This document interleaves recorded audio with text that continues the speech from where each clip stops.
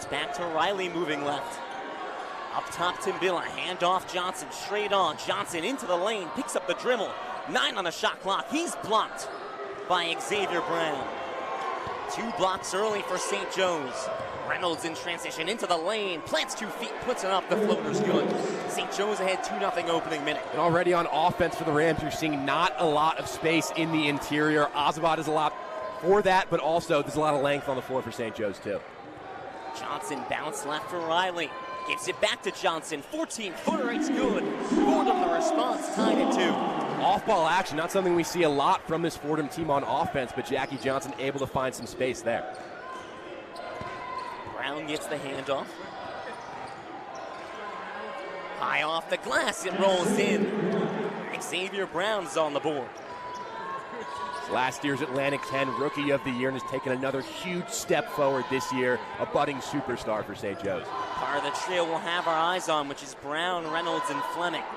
Timbilla, right wing, fakes the handoff, steps inside, 12-footer, nothing but net. 4-4, 18:08 first half. Reynolds, straight on for Finkley, 6'7" forward. Passes right to Brown, into the lane, back out for Finkley. Fakes the shot, backs his way into the lane. Spinning around on Zach Riley, off glass and in. We mentioned since Finkley's come into that starting lineup, this St. Joe's team 5-1 doesn't light up the stat sheet, but they're using his physicality to barrel his way inside and get the bucket over Zach Riley. Mador dribbling left. Gives Timbilla right wing. Mador gets it back. Right wing 3. Too strong off left iron. Foul on the floor going against the Rams. That's going to be Abdu Timbilla. Fouls. Nick, you had a first-hand account of it.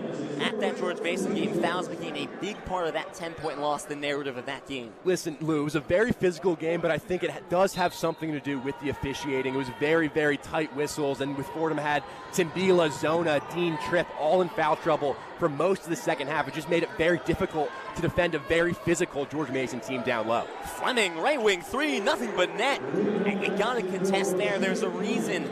He's projected to go top 20 in the NBA draft, 6'9", and can shoot the ball from deep. And that wasn't a shot he had in his arsenal in previous years. Just this year, he's dialed it up to 42% from beyond the arc. Not just on draft boards, Lou, but first-round draft boards. St. Joe's ahead 9-4 opening 3 minutes.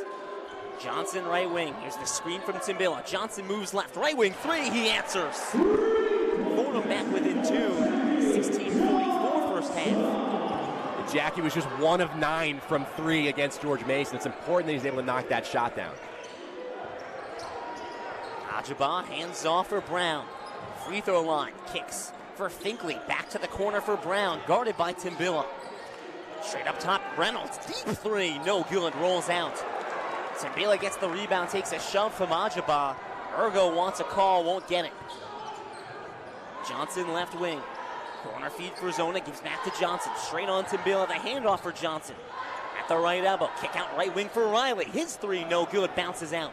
And the rebound by Reynolds of St. Joe's. Reynolds straight on for Brown, gets a screen, pulls the deep 3, rattles in.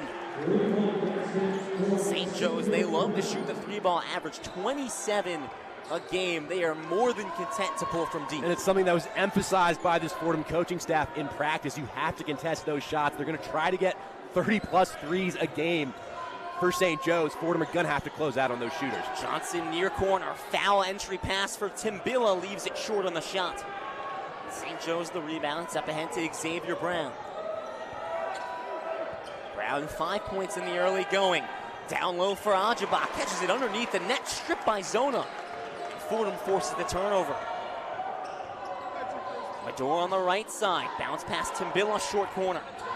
Works on Ajaba. Hop step into the paint. Swatted down, but draws the shooting foul. 15-11 in the first half. It's Abdu Timbilla with 2 free throws, and we come back. You're listening to Fordham men's basketball on WFUV Sports.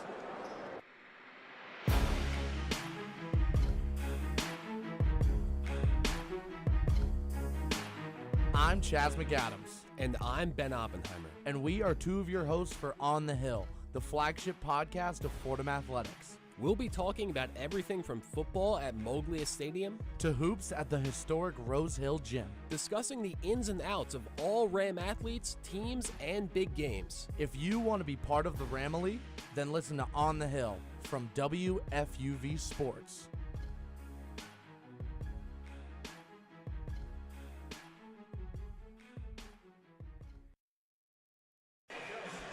Orlando, Nick Guzman, Fordham men's basketball on WFUV Sports. And without further ado, let's bring our sidelines reporter in. It's the senior Caleb Stein here on Senior Day. Caleb, what do you got for us? Keith Durgo on Senior Day, all locked in with the royal blue and maroon suit. You like that, showing up for the occasion, reminding the team on defense that you can't let them drive, you gotta make them shoot, conferring with his assistants to strategize with the all-senior starting lineup to adjust to what's been a pretty powerful St. Joe's offense so far, looking to gain momentum as we finish off the first half. Thank you, Caleb. And Nick, you can see why in the early going this St. Joe's offense has had so much success. They come out the gate 5 for 7 from the field. That's 71% from the floor. And you see how much they want to shoot the three. And it's not just the fact they can shoot it. It's the fact they've got size. When you've got the 6'9" Sheer Fleming hitting threes at a 42.6% clip, that's just unreal. It's firepower, and it's firepower from all places of this offense. Lou, something I've noticed doing these games in the A10, there's a lot of three-headed monsters in this conference. I mean, talking about Reynolds, Brown, and Fleming, I'd take them against almost any other three-headed monster that they have in this conference. And it's funny because the last time we were on air together was the Davidson game, and they've got a really fun trio of their own, led by Reed Bailey. We were talking about that as you can make a case they're the best trio in the A10. There are only 3 trios in the A10 that are in the top 20 of scoring. It's Richmond, it's St. Louis, and it's this St. Joe's team. And when you look at Brown, Reynolds, and Fleming, all averaging over 15 points per game, they're one of 2 trios in the A10 that all average 15 points again. That makes them dangerous. It also makes them so dangerous is the chemistry. This group is almost entirely from the Philadelphia area. If you consider this St. Joe's team to be an 8-man rotation, it's 7, maybe 8 sometimes. 6 of those 8 guys are from the Philadelphia area. That is unbelievable recruiting, and you think about those guys who come through the program, have a positive experience, they just relay that message to younger guys in high school, and the cycle continues, and that's how you build success as a program like St. Joe's. Impressive continuity on this team. Really only 2 major transfers. Azaba, their starting center. Tim Billa's first free throw goes in, and then Derek Simpson, who was starting for the first 22 games this season, has since been coming off the bench. But you look at the major players. Brown's been here for all 2 years. Reynolds has been here for all 4. This is Fleming's 3rd.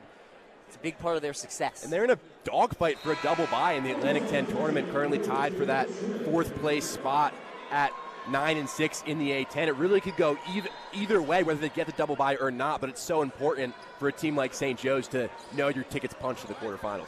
Timbila makes both free throws. 12-9, St. Joe's ahead, 15 minutes first half. Here's Derek Simpson at the top of the key. Left wing feed for Finkley. Good cut there from Brown, but covered up by Johnson. Back up top, Simpson kicks out left wing Finkley. Resets of the logo for Reynolds. Right wing to Brown. Pick and roll for Fleming. Loses it. Picked up by Finkley underneath the basket. Makes it in. That loss of possession by Fleming almost serves as a beautiful pass down low. There's Tripp up top, freshly checked into the game. Takes the open right on 3. It's good. Straight on. Jameer Tripp buries the 3. Fordham back within 2. Simpson left wing, hesitates, now drives, slips on the court, but doesn't travel. Kicks out for Finkley. His 3 from the left wing. Buries it. 17-12, 14-15 in the first half. Finkley might average under 6 points a game, but he's shooting 43% from beyond the arc. Tripp stripped by Rasheer Fleming. And as Fleming's trying to get by Tripp, who was on the floor, Tripp obstructed his ability to get out in transition, and it's Tripp called for the foul. That last sequence, Lou, nobody near Jameer Tripp able to step into an easy triple, but that time they step up on him, the pressure, and he loses possession, gets called for the foul. Jameer Tripp's going to be an X factor in this one. He was so good against Davidson. I thought he was pretty good against George Mason, too. Got to the free throw line, made his free throws. He's just looked more aggressive and decisive, in my opinion, these last 2 games. Top of the key. Pass for a cunning Fleming. Fumbles with it, but kicks it out to Simpson. Simpson in the lane, right hand float, no good. Rebound fought for Deflected over to Medor on the right side. Medor in transition, cuts inside, left-hand finish, no! Tripp the follow, taps it in. 17-14, 13:35 first half. It's Finkley top of the key, swing right for Fleming. Fleming drives on Johnson, takes contact, banks it in. That's 6'9" going against 5'11". It's also 240 pounds going against 185. It's a little bit of a difference. Rasheer Fleming using that body to get to the rack. No match for Jackie Johnson. 5-point lead for the Hawks. Johnson drives, kicks to Tripp straight on. Hop step into the lane. His pass for Dean. Deflects off the fingertips of Finkley out of bounds. Stays with the Rams. St. Joe's 19, Fordham 14, 13:09 first half. Even though it's not particularly smooth all the time still from Jameer Tripp, the fact that when he gets the ball, his first move in these last few games is to attack the basket, that's the difference in mentality to me. Inbound from Rivera all the way out to Tripp, deep left wing. Tripp guarded by Fleming. Tripp the crossover, dribbles over to the right wing. Takes the three, leaves it well short. Brown scoops up the rebound. Brown in transition at the foul line, down inside on the block, lays it in, left-hand finish. It's a very small lineup out there for the Rams right now. No Abdu, no Zona, and on cue, Matt Zona heads over to the scorer's table to check in, but defending the interior against this St. Joe's team is going to be difficult with this small lineup. St. Joe's ahead 21-14, 12.5 first half. Johnson, left-hand drive, pulls up from mid-range and short. Dean offensive rebound. Spins it to the lane, underneath the basket, got it to go! Off glass, he drew the foul, he's going to the line. It's a huge, huge play from Ahmad Dean, who's in probably his worst slump of the season at a really bad time, especially from beyond the arc. Just 1 of 22 in his last 6 games from beyond the arc. But that's what you got to do. You're not shooting the ball well. You got to put the ball on the floor and spin inside and take contact and get to the rim. Ahmad Dean's a big body. Even though he doesn't always play like he has it, he can be very physical down low. Back at the start of A10 play, Keith Ergo called Ahmad Dean his most consistent player. An uncharacteristic slump for Ahmad Dean. Buries the free throw, completes the M1. And boy, Fordham could sure love a resurgence from him down the stretch. 3 games left before the start of the A10 tournament. 21-17 St. Joe's, 12:20 first half. Fordham in the 3-2 zone. Simpson at the logo. Dribbles left, now dribbles right. Inside three-point land. Kicks out Fleming straight on. Contested three, nothing but net. Oh my goodness, Rasheer Fleming. Hand in his face, it doesn't matter. I mean, that's no hesitation. That's NBA shot making. Catching the ball up top, no hesitation. Having confidence in your shot and burying it. We were told that there are about 6 or 7 NBA scouts here tonight. Or I should say today, to watch Rasheer Fleming. Riley straight on, down to the left elbow. His bounce for a cutting Zona right-hand finish. Good ball movement, good cut by Matt Zona. Already so much more off-ball action in this game than we see usually from the Rams. Cross court for Haskins, hesitates, drives, and takes the tough contact from Riley. Now that's a foul clear as day. And it'll be Haskins going to the line when we come back. St. Joe's ahead 24-19, 11:36 first half. And for the first time today, let's send it back to the Rose Hill Studios. Chris Carino has the one-on-one scoreboard update. The one-on-one scoreboard. Thank you, Lou. St. Joe's and Fordham start off an action-packed day in college basketball. We'll start off first staying in the A10. George Mason and Duquesne face off. Also, Richmond travel to Dayton to take on the Flyers. Both those games at 2 o'clock. One of the most action-packed days of college basketball so far this season, and the spotlight is firmly on the SEC. 3 top 14 matchups today. First one of those 3 at 1 o'clock. The country's numero uno, Auburn, going on the road to Lexington to take on Coach Pope and his Kentucky Wildcats. They rank 17th in the country. At 4, it's a top 6 matchup between the country's 5 and 6 in Tennessee and Alabama. That one is at 4. And the final matchup of the 3, Texas A&M and Florida. Florida sitting in that top 3 in the country with Duke and Auburn. They seem to be unmovable. And rounding out the top 25, number 16, Maryland, in a fight at State College with Penn State. That one's 13-7, Maryland with 14-17 to go. More close to home, the current leaders of the Big East, St. John's, takes on the Pirates of Seton Hall. That tips off at 2:15. For the one-on-one scoreboard, I'm Chris Carino.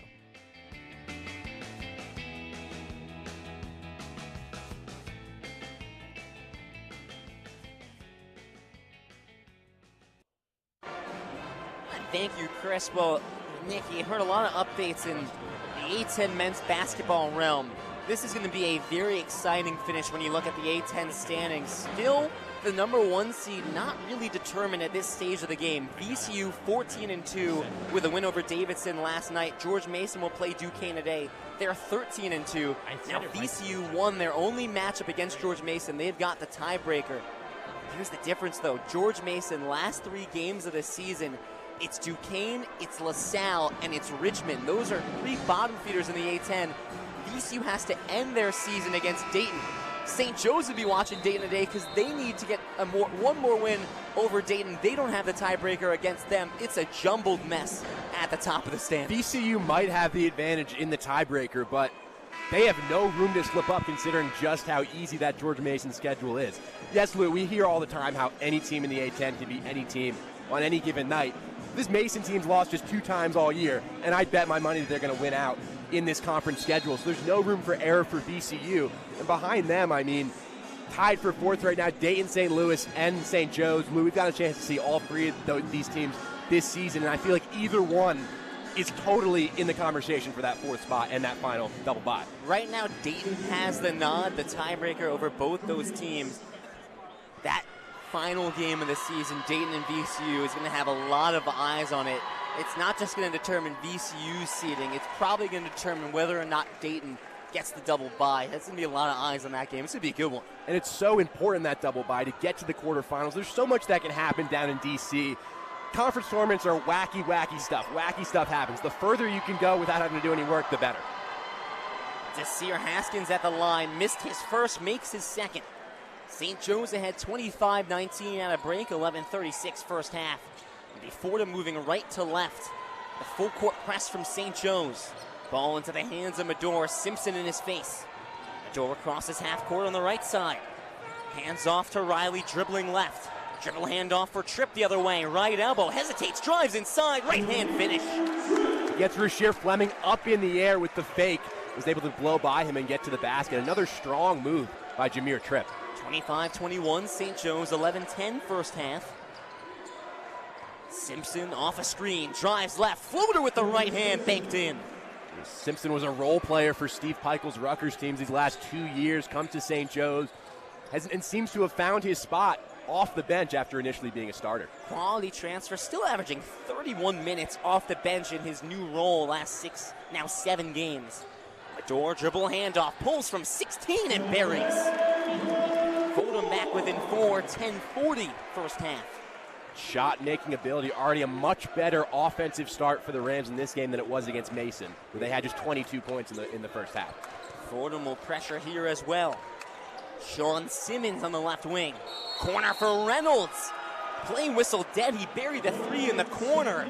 And looks like Reynolds stepped out of bounds. Yeah, I thought it might have been a foul as he went up to shoot. Just tight space over there in the corner. Had his foot right in front of the Fordham bench, and the refs are able to spot it. Just 2 points so far for Eric Reynolds. He's got a chance to become the St. Joe's all-time scoring leader today. If he gets 20 today, he surpasses Jameer Nelson. That's elite territory, man. I mean, last year he was All-Atlantic 10 first team, All-A10, All-Championship team. The accolades speak for themselves for Eric Reynolds. Long pass ahead to Medor. It's Dean in the corner. Post feed for Zona. Right block puts it off glass and in. 27-25. Fordham within 2, 10-10 first half. Reynolds will control. Crosses half court, stands at the circle. Face guarded by Riley, not giving him any space. Screen coming from Simmons. Drive left, this lob, and the slam for Sean Simmons. Defensively, Fordham with absolutely no answers for St. Joe's right now. They're shooting 80% from the field, 12 of 15. Fordham can't get any stops. Tripp crossover, handoff right wing Riley. Handoff for Medor, right wing 3. He got it. Another bucket for Jaffe Medor. And Fordham keeping up with this St. Joe's offense in the early going. And Jaffe's been, in the last couple games, the numbers have been down shooting-wise. He's still been involved with the assists, with the steals, with everything else. If he can get that shot back and start shooting efficiently again, that will do wonders for this Fordham offense. Simmons, handoff, Simpson into the lane, floater off the heel, 5 bounces off the heel, and no good. It's grabbed on the near side by Ramon Dean. Pass ahead to Major. Major on the left wing, puts it between the legs, drives baseline, kicks out Zona. 15-footer, no good, off the window. Major offensive rebound, lays it in. And Fordham takes their first lead of the game, ahead 30-29 with 8:54 first half, and that forces the timeout from Billy Lang.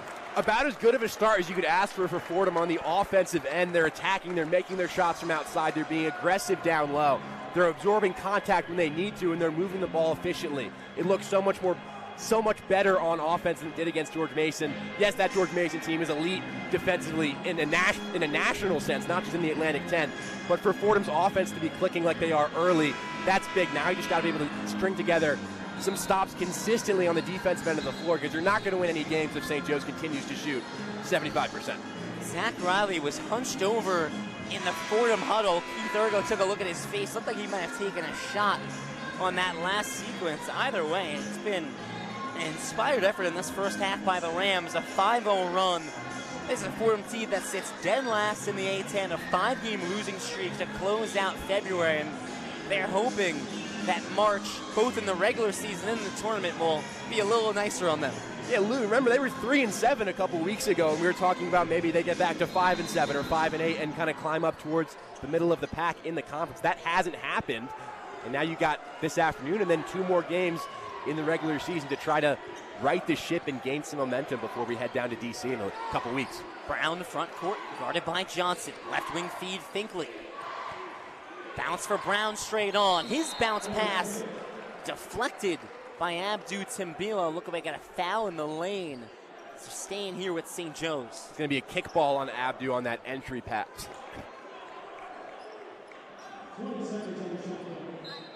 So Brown, the inbounder, on the baseline. Pass into the middle for Finkley, fumbling with it. Timbila swipes it away. Turnover forced by the Rams. Johnson left wing, screen right from Timbila. Johnson drives, lane, turnaround from the free throw line. It falls, fading away. Good touch by Johnson. You always like your chances with Jackie when he gets to the lane and can get to his spot with that left hand. Reynolds off a screen, right wing 3, off the heel, no good. Fordham 32, St. Joe's 29, 8:05 first half. Johnson moves right off the screen, kicks right wing for Dean. His 3 is good, and the foul. Ramad Dean, and the Fordham run continues. It's a 10-0 run for the Rams, with Dean going to the line. And given his struggles, that's an important shot. What a run for the Rams, and what a moment for Ramad Dean from beyond the arc, as I mentioned earlier. 1 of 22 heading into this game in his last 6. He was shooting up near 45% from 3 for most of this season. That number down near 32%. But Lou, absolutely no hesitation on that one. Not a lot of space, takes the contact, and knocks down the 3 anyway. Well, and we remember coming into this season, the coaching staff wanted Ramad Dean to take more 3-pointers. As he's off the heel on the free throw, can't complete the 4-point play. Still Rams ahead 35-29, 7:55 first half. Brown guarded tightly by Johnson. It's Brown on the right side. Straight on feed Reynolds off the Ajaba screen. Takes the mid-range 2, it's off the glass, no good. Rebound secured by Brown, drives inside, can't lay it in, does draw the foul. Brown going to the line when we come back. How about a 10-0 Fordham run? Gives the Rams a 6-point lead as we hit the under 8 media timeout. Rams 35, St. Joe's 29. You're listening to Fordham men's basketball on WFUV Sports. Hey, it's Chaz McAdams here calling you to tune in to WFUV Sports One-on-One, New York's longest running sports call-in show. With hot takes covering all sports from the 5 boroughs and beyond, to interviews with some of the biggest names in sports media. We're live Saturdays on the WFUV Sports YouTube from 11 a.m. to 2 p.m. and then later on 90.7 FM from 11 p.m. to 2 a.m. Come join us next Saturday for One-on-One.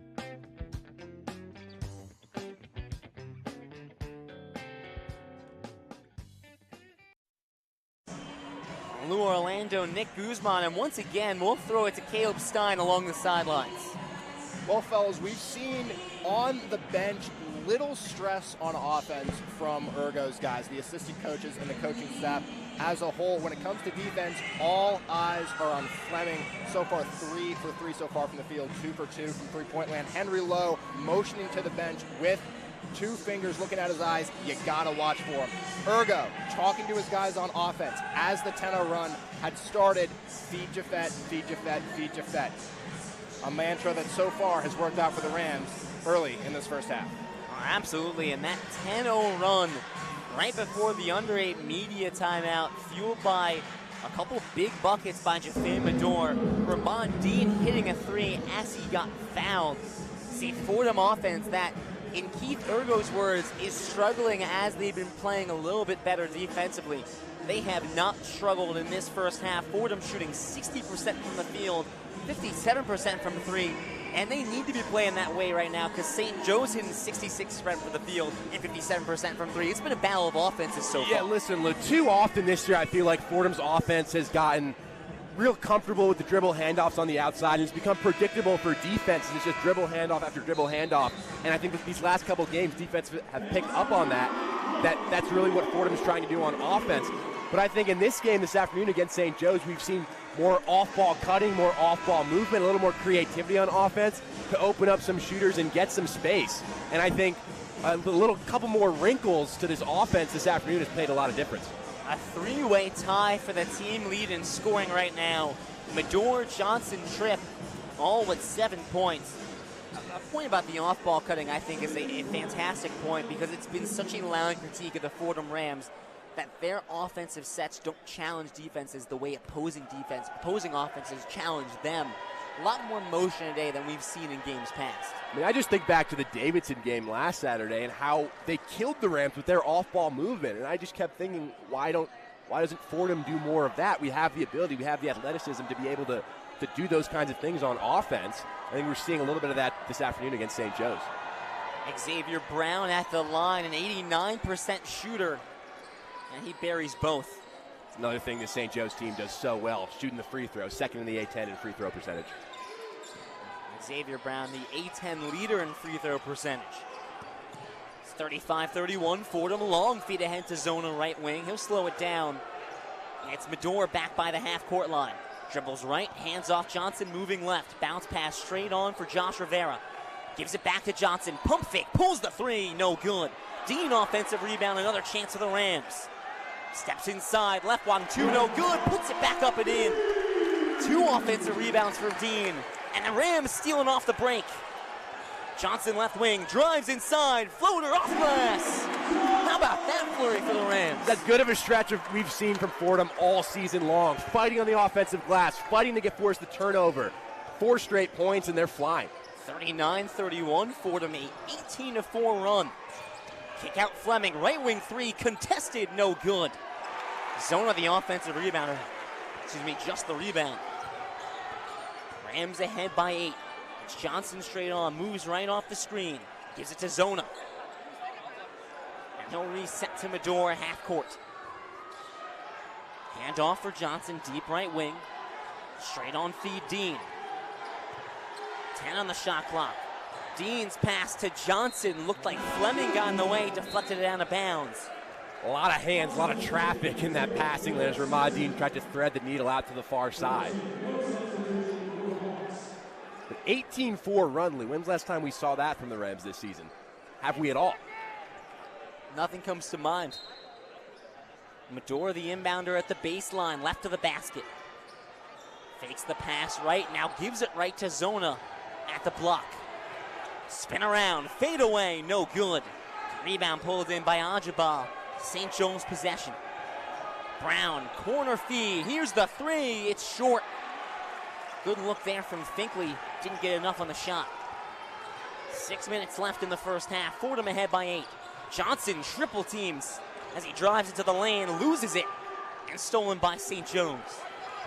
Long feed ahead to Brown, driving, reverse lay is good. Acrobatic play, he brought it down and then brought it around to lay it in. Beautiful, beautiful layup, but that starts with the turnover from Jackie Johnson on the other end. Surrounded by 3 St. Joe's defenders in the lane. You got to kick it out. You had open shooters on the perimeter.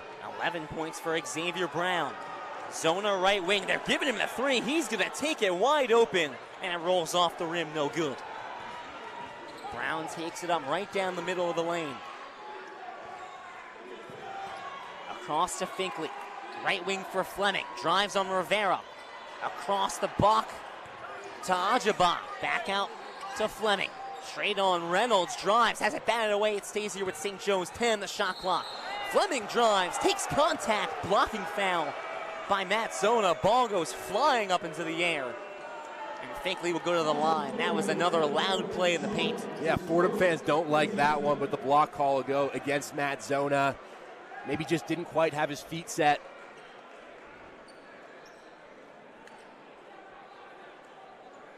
But I think for Fordham defensively, they've done a much better job in this couple recent sequences, closing out shooters on the outside. Now you just got to secure those defensive rebounds and continue to fight on the interior against the sides of this St. Joe's team. Finkley makes the first 8 points for Anthony Finkley so far. 5:05 left in the first half. Scoring on this team is not necessarily his number one priority because he have such elite scorers. Doesn't mean he can't do it. He's been described as a glue guy, kind of just the guy who's still maturing a little bit according to Billy Lang, but clearly there's talent there, only a sophomore. He's got a big future for this St. Joe's team, and the future is right now considering his performance so far. St. Joe's will press after Finkley makes both. Fordham 39, St. Joe's 35. Here's Medor sprinting down the lane and took contact on the right side. It'll be the fourth foul going against St. Joe's. I think Billy Lang was arguing for maybe an offensive foul on Jaffe Medor's hand went up in the air towards the facial area, but it was going to be Fordham basketball.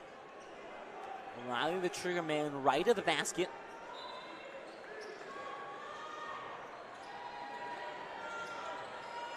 It's covered well. His lob into the paint for Tripp. Back to the basket. He's double teamed. Top step and draws the foul. I mean, there's both Simpson and Fleming providing that pressure, and Jameer Tripp still undeterred.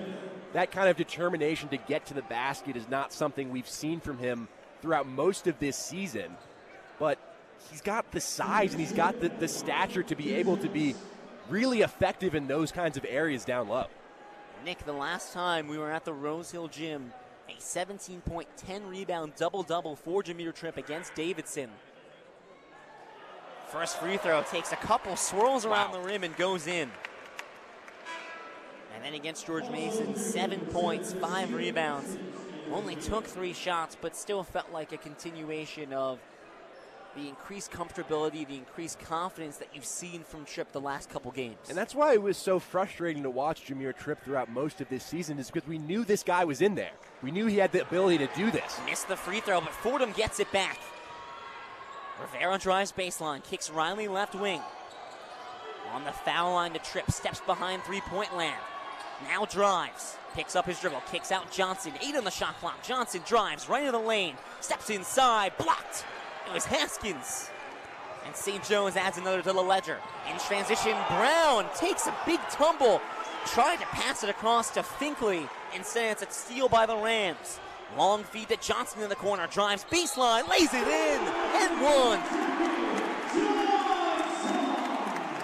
Fordham making the best of the chaos on the other end. They get points on the other side. Refs probably missed a push-off on Xavier Brown going in for that layup attempt. Fordham doesn't get the call. It doesn't matter. They get the basketball anyway. Sprint down the other way, and Jackie Johnson, no hesitation, gets to the rack, takes the contact. 11 points for Jackie. The efficiency is always what you look at with him. 5 of 9 shooting so far. Johnson to the line for one more. And makes it, completes the three-point play.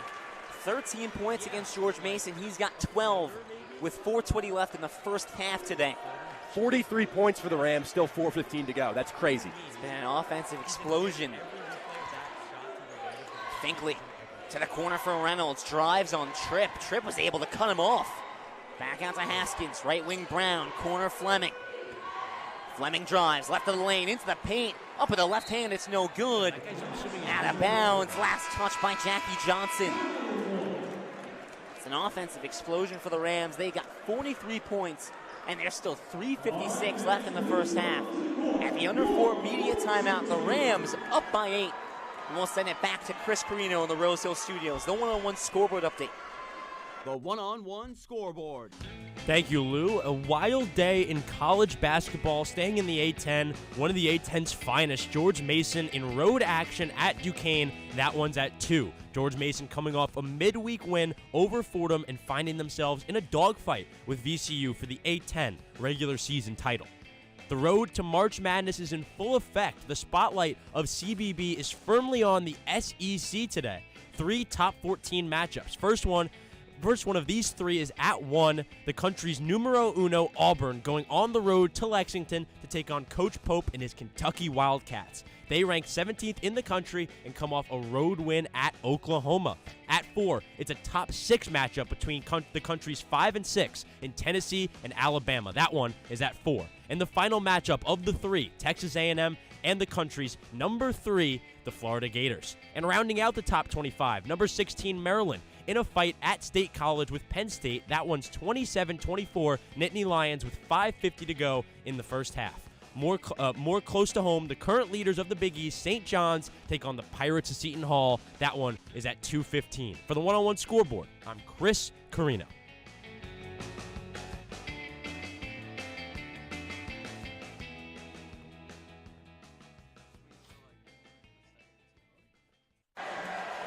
It just doesn't get any better than college basketball on a Saturday afternoon. You can hear from Chris at the halftime show along with Derek Boyer in a few minutes. Fordham 43, St. Joe's 35, 3:56 left in the first half. And again, let's bring in Caleb Stein along the sidelines. Ergo's looking specifically for seniors today, obviously on a senior day. One senior in particular, Matt Zona, looking to get Zona involved and motivated, telling him when you get the ball, you can't kind of hesitate. You got to catch and shoot quickly. 2 for 6 so far from the field. Zona is looking to have a big second half as he's been critical to many victories for the Rams this season. Talking regularly with associate head coach Woodle and assistant coach Ramon, the Notre Dame transfer grad student looking for a big game here, Lou. And Matt Zona has turned it on of late. He's been a nice asset for the Rams down the stretch. And, I mean, you have to talk about the Fordham offense right now. Nick, we were, I don't want to say stunned, but you think back to that Dayton game where Fordham put up 48 points in the game. It's 48-48 at halftime. And you went, wow, the Fordham offense really keeping up with one of the league's best. They have 43, and there's still 4 minutes to go. They could surpass their A10 conference high. It's been about as impressive of an offensive half from the Rams that we've seen all season long. In the Dayton game, though, it was the second half that was the killer. There's still a long way to go in this one. Bounce pass into the lane for Finkley. Offensive rebound and the follow-up by Fleming. St. Joe's gets 2 quick points at a break. It's 43-37. As Medora takes it up, I think the big difference in that Dayton game, they put up 48. It was tied at halftime. If you're Fordham, you need to take a lead into halftime. That's the mission, the last 3:34. Medora saves it from going beyond half court. Puts it between the legs, step back straight on, swing left Rivera, left wing drive, into the lane, has it stripped away. Gets it back though, off glass, no good, drew the foul. It's the great help defense from Finkley initially to strip that ball away from Josh Rivera, but then a bounce for these Rams goes right back to him, and Josh Rivera is able to get to the free throw line. With Jameer Tripp being more impactful these last couple games, I think Josh Rivera's usage and his points per game have gone down a little bit, but still such a big impact since he's come into the starting lineup. It was curious. Rivera was added to the starting lineup. He started the last 3 games prior to this one with Fordham starting all seniors. And there's been a tangible drop-off in his production in the starting lineup, averaging 8 points per game, under 10 points each of the last 2, and back-to-back games at season-high 4 turnovers. Has not hit a 3-pointer since joining the starting lineup. He's back off the bench today, and you wonder if he can revive that spark he was providing back for most of A10 play. And the free throw struggles were back against Mason, and here he goes 0 for 2 from the line as well. It might be a mental thing, starting versus coming off the bench. You feel like it shouldn't make that much of a difference, but I think for Josh Rivera, these last couple of games it has, because he was such an impactful player as the 6th man. Brown, bounce feed to Finkley, left wing extended. Paint feed for Fleming. Can't lay it in, missed the rim, does draw the foul inside. St. Joe's trying to cut down the margin here in the final 3 minutes. It's a great foul from Jackie Johnson. Rasheer Fleming, obviously so much size, and the size mismatch against Jackie, just able to get his hands across the arm and force him to make the free throws, which he shoots under 70%. You like your chances here, then better than underneath. Fleming makes his first. And there's a lot to like about Fleming. He's a talented scorer. He's big. He can score inside. Now he can shoot the three ball. That's been in development this year. He's strong on the glass, leads the team with 8.7 rebounds. Big, strong kid, athletic.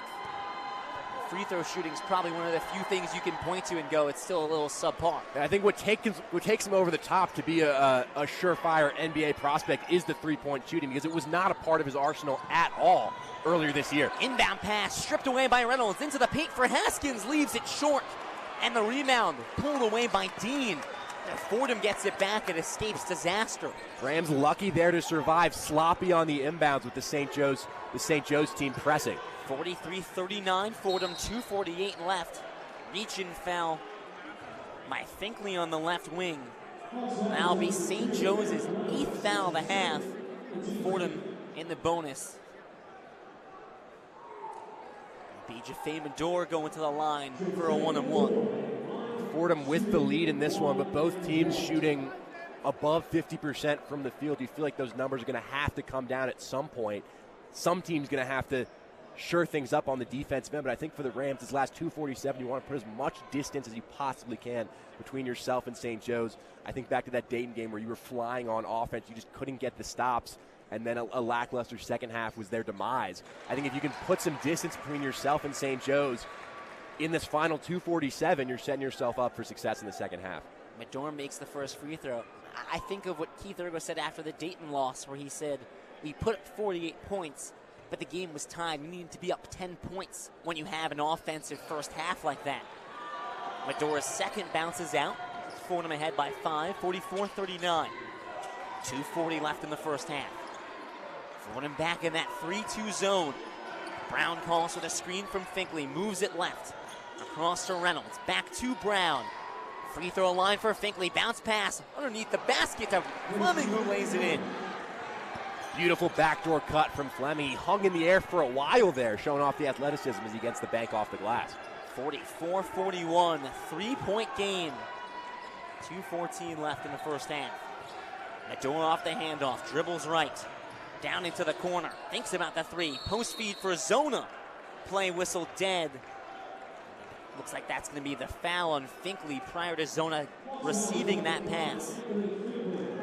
Zona trying to go to work in the post there. It's been kind of a weird game for him so far, 2 of 6 shooting, but it seems like when he's had the ball on the perimeter, he's had space to shoot, and I think that's what Caleb was alluding to earlier was Coach Ergo doesn't want any hesitation for Matt Zona when he's in those spots on the outside. They brought him here to shoot the three as a big. That's what he's got to do. Free throw percentage for Zona down to 68.4%, but nothing but net on the first one. The free throws have also been up and down. There's been some games where Matt's been cash money from the free throw line, but in other late game situations, it's been a little bit rough. Second coming. This one bounces out. Another 1-for-2 trip at the line for the Rams. Fordham 45, St. Joe's 41. 2 minutes left first half. Fordham back in a man defense. Brown steps up straight on three. No good. Rebound fought for, secure by Fleming. Back to Brown. Drives inside. Curling around. Kicks to the corner for Haskins. Left wing for Finkley. Straight on Reynolds. Off the Haskins screen. In on the shot clock. Reynolds drives. Lays it off glass. Nice bucket by Reynolds. 2-point game. 45-43 Fordham. Minute and a half to go. Pass across to Tripp, left wing. Hand off to Dean. Johnson pass right to Mador straight on. Gets the screen left from Zona. Mador dribbles right. Passes right to Johnson. Johnson contested straight on three off the heel. Zona took a slap at that rebound, but it's secured by St. Joe's. Brown takes it up. 2-point game. Brown drives, blocked by Ramad Dean. St. Joe's gets it back. Haskins is stripped by Jackie Johnson. Going to stay here with St. Joe's. 20 on the shot clock. Final minute of the first half. And I want to go back to that last offensive sequence for the Rams, Lou. Jackie Johnson popping the logo three. That's the first really deep three he's taken in this game. I think that's a sign that the offense is clicking really well when Jackie takes his first really deep three with less than a minute to go in the first half. Jackie Johnson has developed a reputation for taking, I guess you'd call them heat checks. I mean, it depends. He makes a lot of really crazy deep threes. He also takes a lot of them as well. I wish there was a way to see an exact percentage of, if you could define a deep three, what he shoots on those. Look at our analytics guys on that. Feed into the corner for Finkley. Final 55 seconds of half number one. Reynolds deep left wing, guarded by Riley. It's Fordham in a man. Brown left wing. Straight on Reynolds. Drives left, splits two, lays it in. Tie game 45-45. And St. Joe's has completely reduced the deficit. Back-to-back beautiful dribble drives from Reynolds. It's just elite guard play. Blow by your man, get to the basket, and finish underhand. Tripp takes it up the right side, calls timeout. Fordham will have a chance to talk things over with 35.7 seconds left in half number one.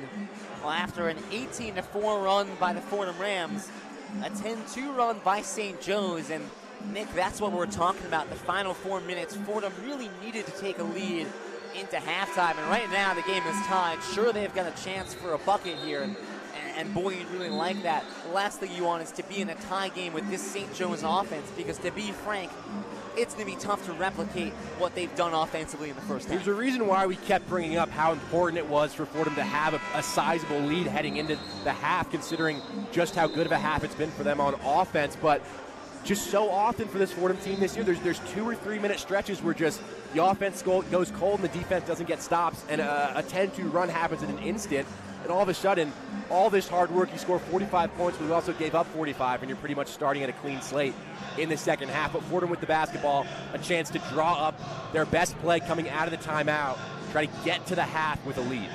5 for the Rams, Jameer Tripp, Ramon Dean, Jaffe Medor, and Jackie Johnson.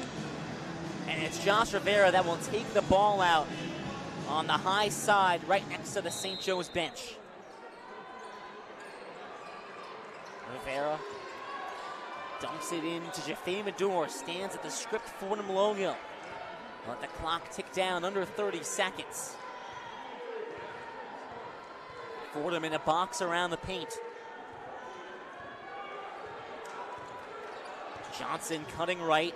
Medor bounce pass Rivera right wing. Into the paint for Jameer Tripp, who drew the foul. It was Desir Haskins that had him wrapped up underneath the basket. St. Joe's are physical on those entry passes. They fouled Zona in a previous sequence. That time they get Tripp down low, just trying to get him going in the post right near the basket. And Fordham will take those free throws, although only 7 of 13, 53% from the line. How about this? A St. Joe's team that ranks second in the A10 and 22nd in the nation with 14.5 fouls. That's a good thing. They've got 10 fouls, and this is going to be 2 free throws for Tripp, who makes the first. Because Fordham are being aggressive and driving to the basket. When you go to the basket with bodies like Tripp and Dean and Rivera, they're so big and they're so strong, they're going to take contact naturally, and the whistles are going to come. Now it's just about making those free throws when you get to the line. That really is one of the things that Fordham does well, is they play a physical game and they draw the opponent into playing a physical game with them. And that was in George Mason. It was a foul fest because both teams were playing so physical on both ends of the floor. This game, not quite as sloppy and as defensive as muddy. This game, a lot more of an offensive showcase, but Fordham still willing to get down and dirty down low. Tripp is perfect.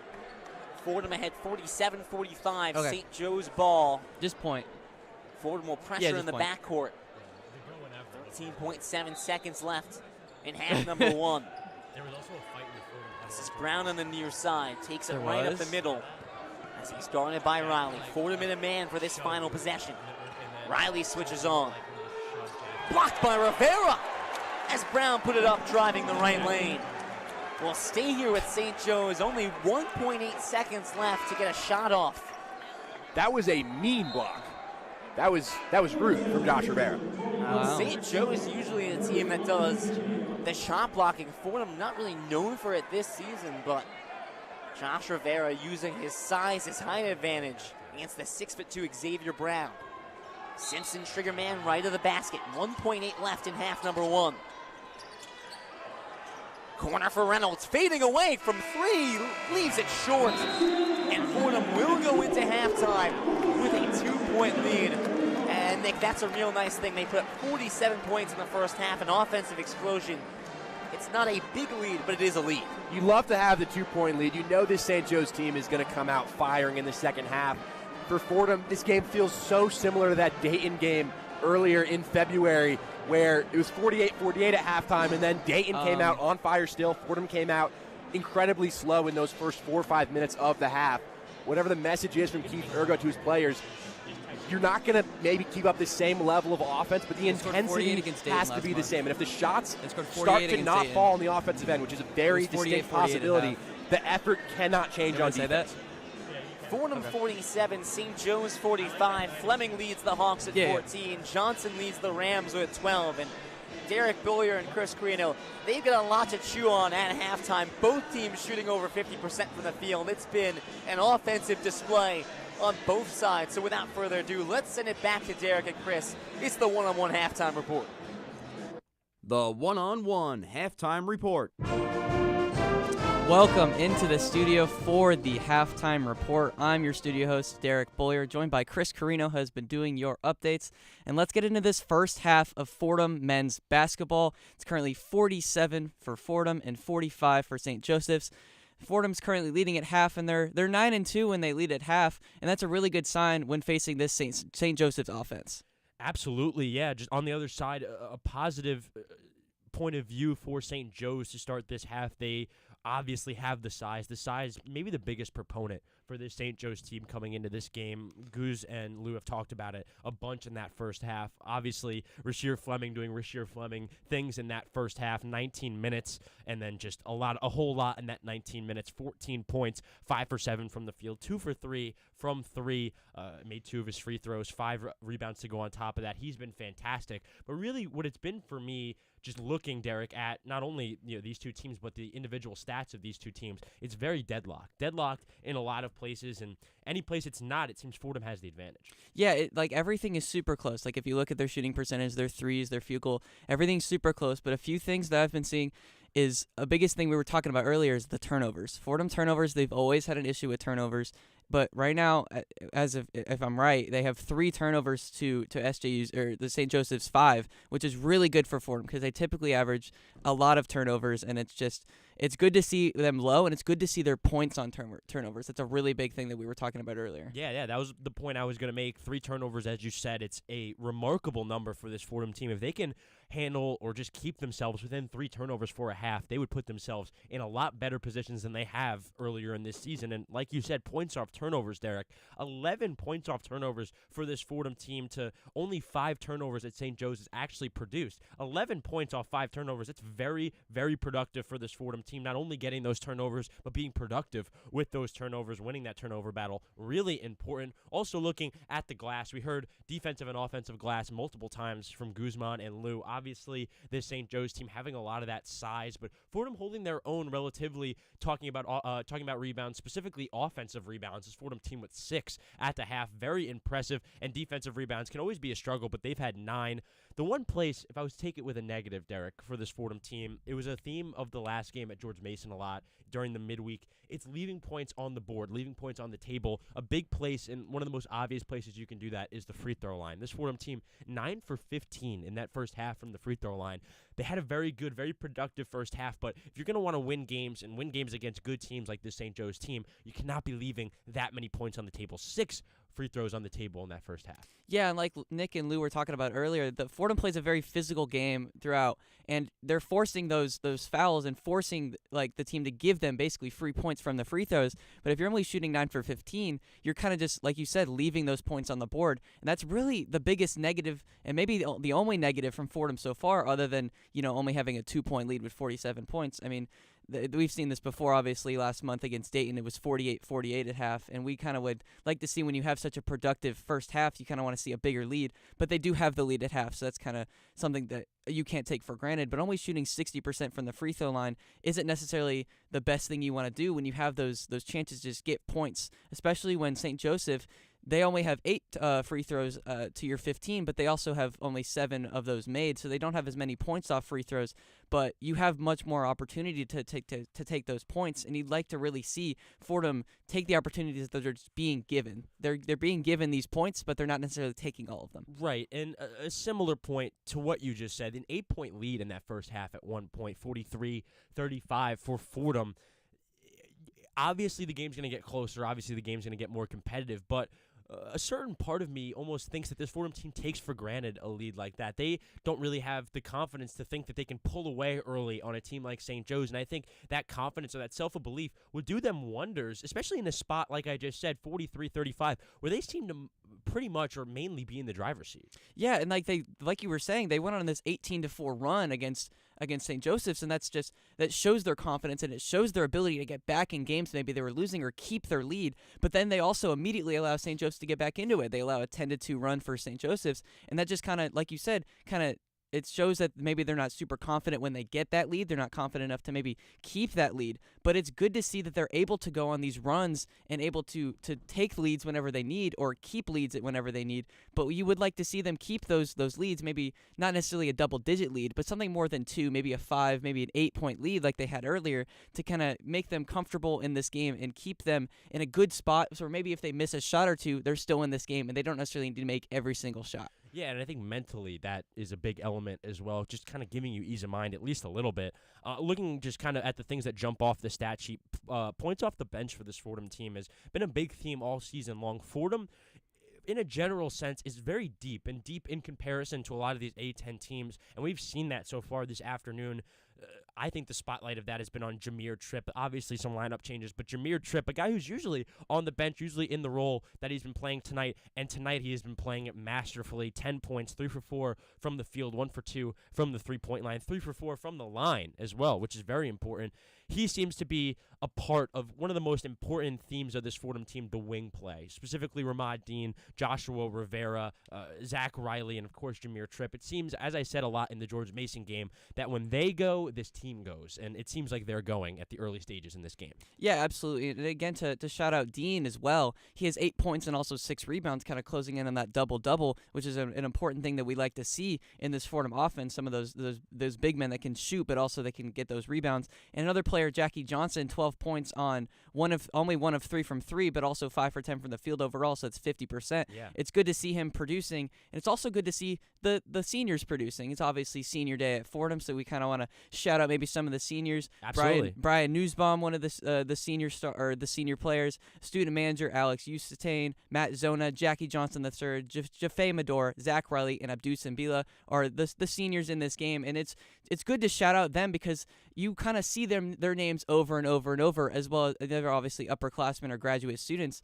So it's good to shout them out, and you see them all the time. Jackie Johnson always producing, Abdou Simbila with all his blocks, Matt Zona with his big man play. It's you see them all the time. It's good to shout them out. And in a world, Derek, like college basketball, where there's just so much turnover, some of those names and a lot of those names you just said have been here a long time. A lot of the identity, not only of Fordham, but Coach Ergo's program over the last couple of years, it's been built in those guys, that identity. Absolutely. It's good to shout them out on senior day.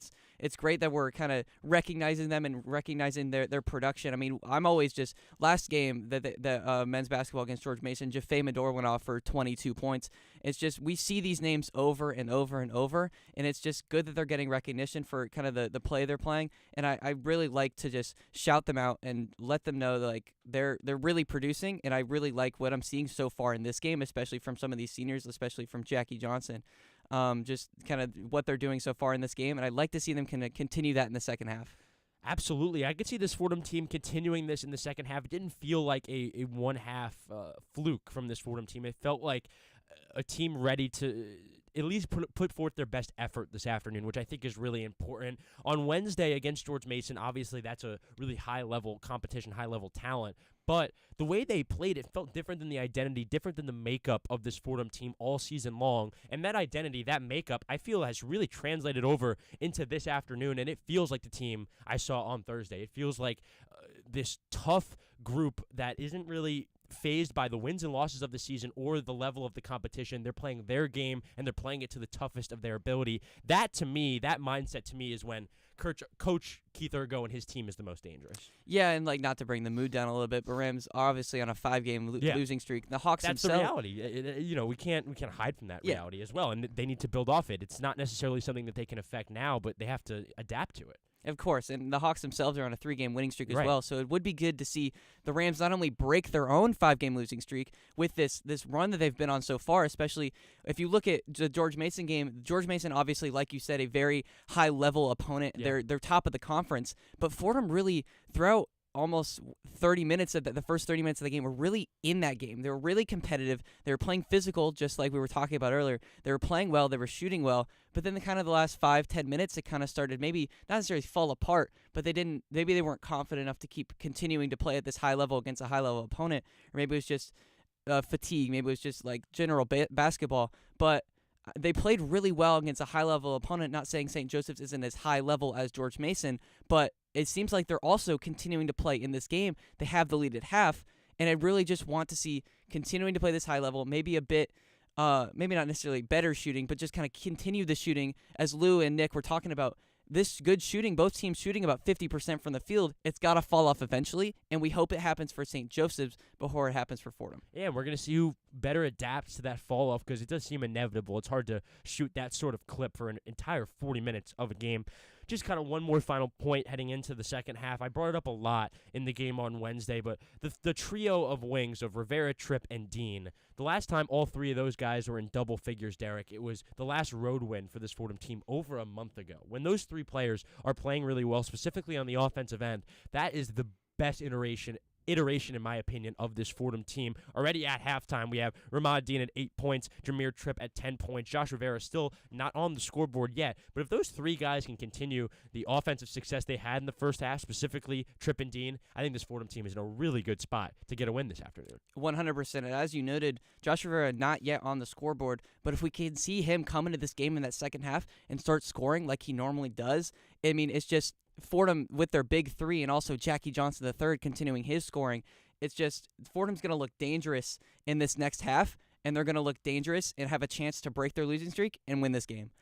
Absolutely, yeah. It's A10 tournament time coming up very soon. A win like this, especially against St. Joe's, not only physically gives you a lot of confidence, but also a sense of belonging around the rest of the A10 that you can go get some wins in that A10 tournament and maybe do some damage. Absolutely. But from the one-on-one studio, I have been your studio host, Derek Boyer, sending it back to Nick Guzman and Lou Orlando for the second half of Fordham men's basketball.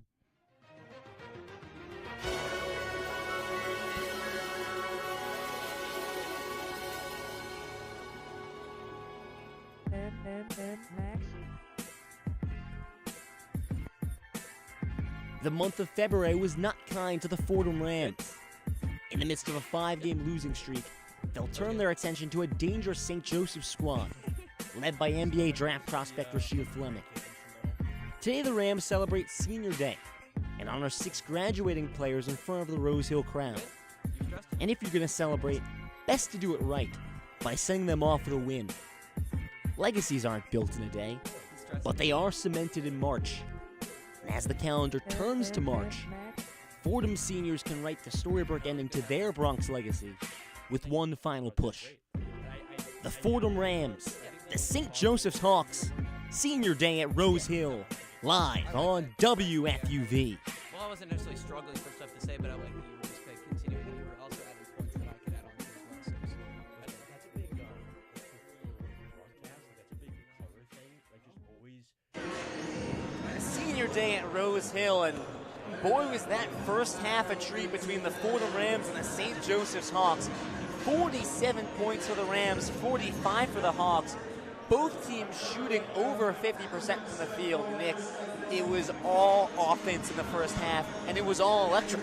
And it was a clean half of offense. Talk about 3 turnovers for this Fordham Rams team. They've struggled all year long to keep that turnover number down. Keith Ergo's reference keeping it around 10. To have 3 in that first half, that's really extraordinary for this Fordham team. And it shows the type of clean offensive basketball they were playing in that first half.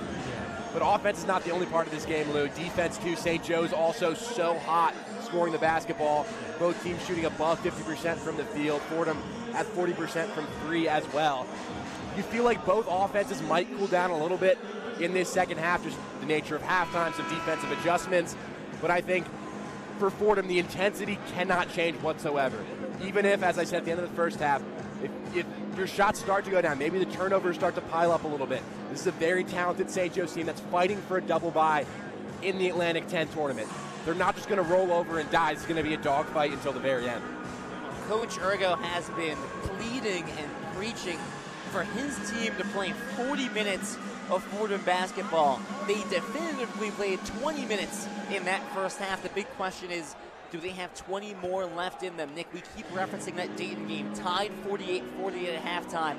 Fordham came out flat in the second half. They ended up losing by 16. They never really were able to make that game competitive in the second half. They played about as well as they've ever played in this first half. The big question is, can they maintain that for the full 40?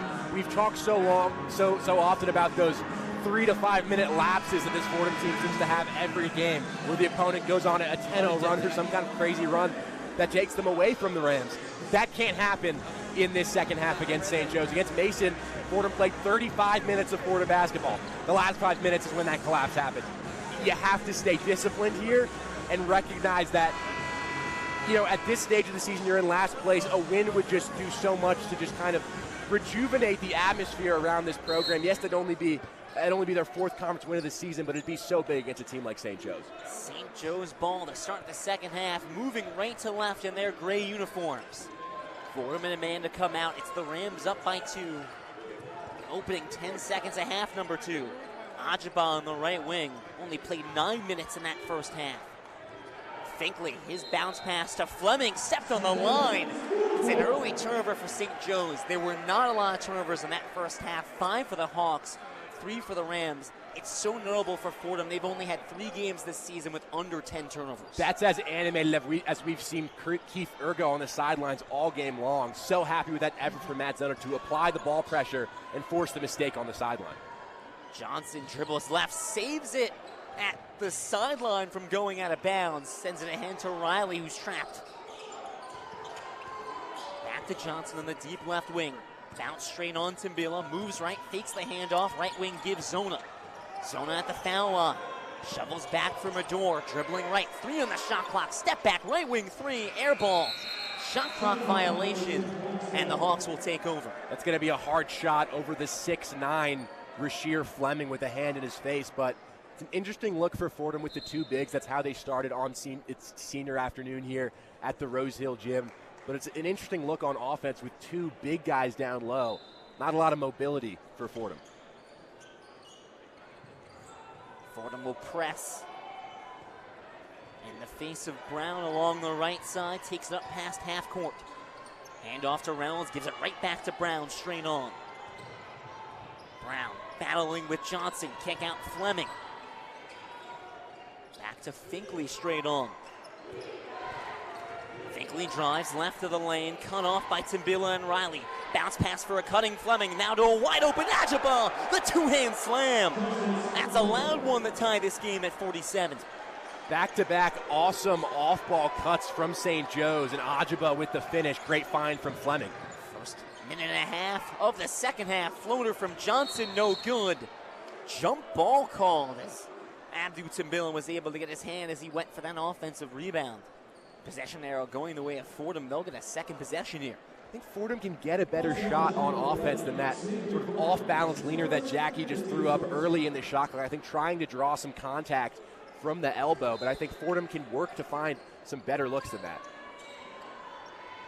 Baseline feed to the corner for Johnson. Johnson hounded by Reynolds. Curling into the paint, kick out Zona, straight on 3. Short, rebound by Reynolds, takes it up the right side. Straight on for Xavier Brown, moves right off the Ajaba screen, gives it to him on the pick and roll, banks it in. Hung in the air and contested no less. Able to make good. Zona went straight up with them, but as you mentioned, Ajaba was in the air for it seemed like a couple of seconds there, just waiting for the opportunity to bank it in off the glass. 4 straight for St. Joe's to open half number 2, ahead 49-47, 7:50 in the second half. Door dribbling straight on, moves right off the Timbila screen, pulls up from mid-range off the heel. Finkley the rebound for St. Joe's. 2 minutes scoreless to start this half for the Rams, Lou. Now the foul called on Matt Zona for the reach-in on Rasheer Fleming. And Nick, this is exactly what you were worried about now. Only 2.5 minutes into this second half, but you were worried about a slow start for the Fordham Rams. In the second half, that's been the case way more often than it hasn't. And especially right at the start of the half where you feel like you've just had a chance to talk to your coach and get all on the same page about what we're doing on both sides of the ball. But too often for Fordham, they've come out slow to start the second half, and it's a big reason why they've lost as many games as they have this year. Fordham riding a 5-game losing streak as the calendar turns to March. Xavier Brown, right baseline, feeds Ajaba on the post. That's 6 straight for Ajaba as he turns around and puts it in. Didn't play much in that first half, as you mentioned, Lou, but finally making his presence felt down low. Fordham still searching for their first bucket of the second half, 17-10 in half number 2. Lob for Timbila, right wing, takes a bump from Brown, who knocks it away. Reynolds across to Brown in transition. Eurostep lays it in. And Keith Ergo will have to call the timeout. It's an 8-0 run by the St. Joseph's Hawks to open half number 2. The Rams entered halftime with a 2-point lead. That has evaporated. How about St. Joe's trying to have a cannon to start the second half? You can't say the same about Fordham. We were trying to warn people. We were trying to send warnings across these airwaves on 90.7 FM. We do our best. We're trying to do our best about what was going to happen to start this second half. It's happened too often for Fordham this season where they look like a really good Atlantic 10 basketball team in one half. You come out in the second and you just can't quite put it together the same way. I think there's a little more pressure defensively from St. Joe's to disrupt Fordham when they have the ball on the outside. It's made it more difficult for the guards to create and find the open looks. And then when you miss shots, it's so easy for a team like St. Joe's to get out in transition. Other big difficulty for Fordham this season, Lou, has been when you miss a shot on the offensive end, so often it's led to points the other way. They've allowed one end and the poor play on one end of the floor to impact the play on the other end of the floor, and that's how you spiral, and that's how you allow 8-0 runs. As it stands right now, 34 points in the paint for St. Joe's to Fordham's 20. I think that speaks to their ability to get buckets in transition, but also 6 straight points of Ajaba right in the paint, and he is a game breaker for this St. Joseph's team. 4 years at Harvard, more heralded for his defense than anything else. That doesn't mean that he can't convert a team-high 57.7% clip from the field, and you see the touch inside. And I would bet money that it was a concerted effort from Billy Lang at halftime to get Ajaba more involved down low. They've been looking for him in those spots.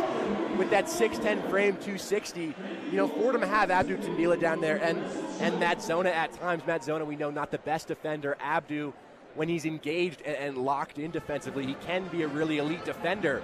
But Fordham have struggled defending bigs all season long, and that's been the talented bigs, the scoring bigs like Reed Bailey, someone like Ajaba who can barrel his way in, also going to pose a lot of difficulties for Fordham down low. Perhaps part of this conversation as well, rarely do we see Keith Ergo change his starting lineup from the first half to the second half, but when you look at the 18-4 run that Fordham went on and the players that were out there, that run did not include Matt Zona and Abdu Timbila. Now, Ergo keeps the starting lineup out there to start the second half, but again, that was not Fordham's best 5 in the first half. You could argue that St. Joe's best 5 is the starting 5 they have out there, and you see it in the form of an 8-0 run. And I get that you have your rotations. It's senior day here at the Rose Hill Gym. You want to celebrate those seniors, but I think you have to win the basketball game too. And I think in the first half, the best Fordham lineup was the one with Jameer Tripp, with Ramadine out there, with Josh Rivera there at times as well. I think the too big look is just something that Fordham weren't quite comfortable with in those first few minutes. I think that's why Matt Zona on the bench now and Fordham able to get Tripp, Dean, and Rivera all into the game together. We'll see if that's able to turn the tide. A Fordham team that's still looking for their first bucket here in the second half. St. Joe's 53, Fordham 47, 16:58 second half.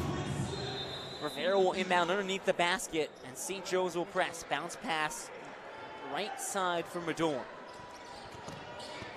Medor takes it up along this near side, hands off Rivera. Hand off to Tripp, moving right. Inside three-point land, kicks out Dean. Open right wing three, you got it! Putting the lead to three, 53-50. And there's Fordham's first basket of the half. And no hesitation from Ramad Dean. You feel like he's back from three-point range, 2 of 2 this afternoon. Finkley deep far side, bounce pass straight on. Xavier Brown moves left off the Azaba screen. Brown drives left on Timbila, leaves it short. Out of bounds, last touch by Azaba, chasing it down.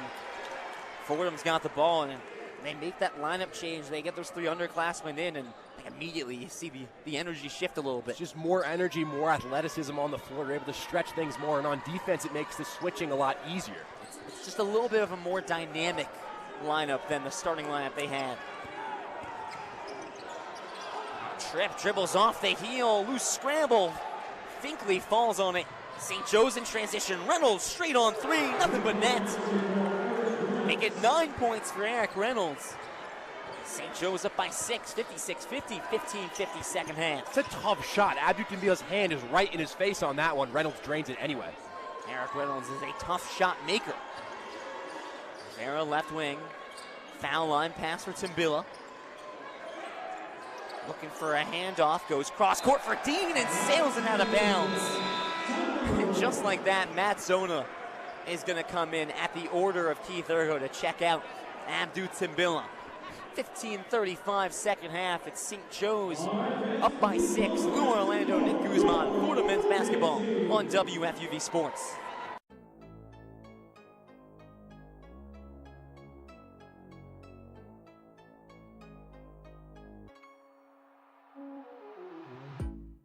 Hey, this is Chris Carino, Fordham and WFUV class of 1992. WFUV is your home for all things Fordham athletics, with live coverage of Fordham football, Fordham men's and women's basketball, in addition to our Saturday show, One on One. Stay right here on 90.7 FM for all things WFUV Sports.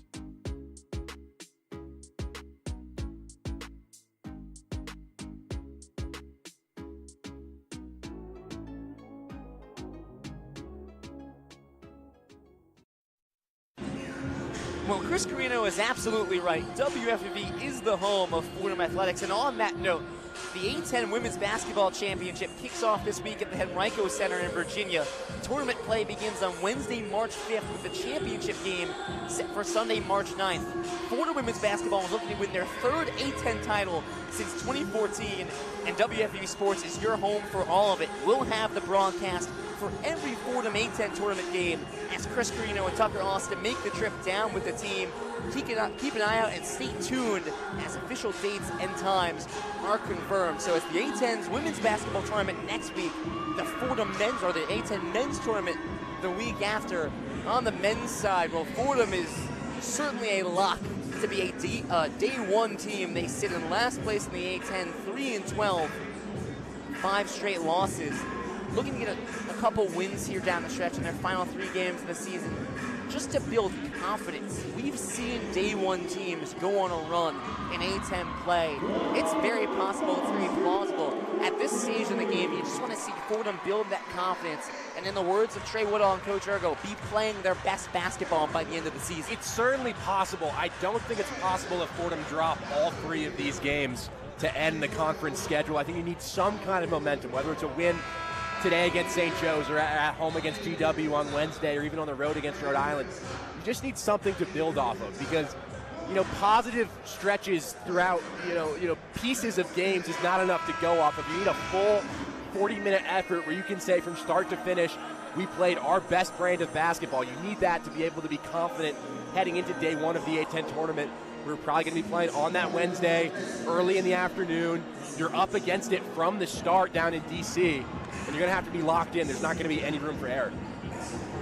St. Joe's ball at a break, that Abdu Timbila turnover, which has quickly placed him on the bench as Zona comes back in. St. Joe's ahead 56-50, 15:33 second half.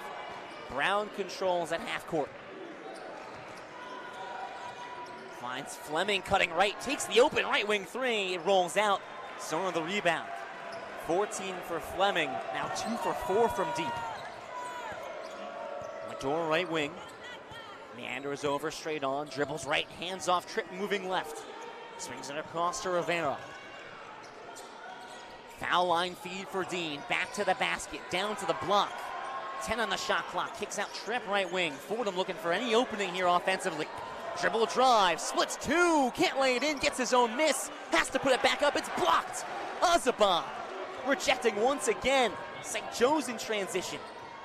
Foul line drive for Brown, lays it in, contested as well. That's a tough bucket by the point guard. Very quickly an 8-point St. Joe's lead. For Fordham on offense, there's just not a lot of room to operate anymore down low. St. Joseph started trying to bust up these handoffs on the perimeter as well. Just a lot less fluid in this second half. 13-3 run for St. Joe's. Pass inside for Dean. Double team, fades away, blocked by Azaba again. Tripp strips it away. Another chance for the Rams. Kick out Tripp, left wing, open from 3, he hits. Fordham needed that, back within 5, 58-53, 14 to go. Reynolds bounces straight on for Xavier Brown, moves left, weaves, kicks to the corner, Reynolds for 3. He got it, and he drew the foul.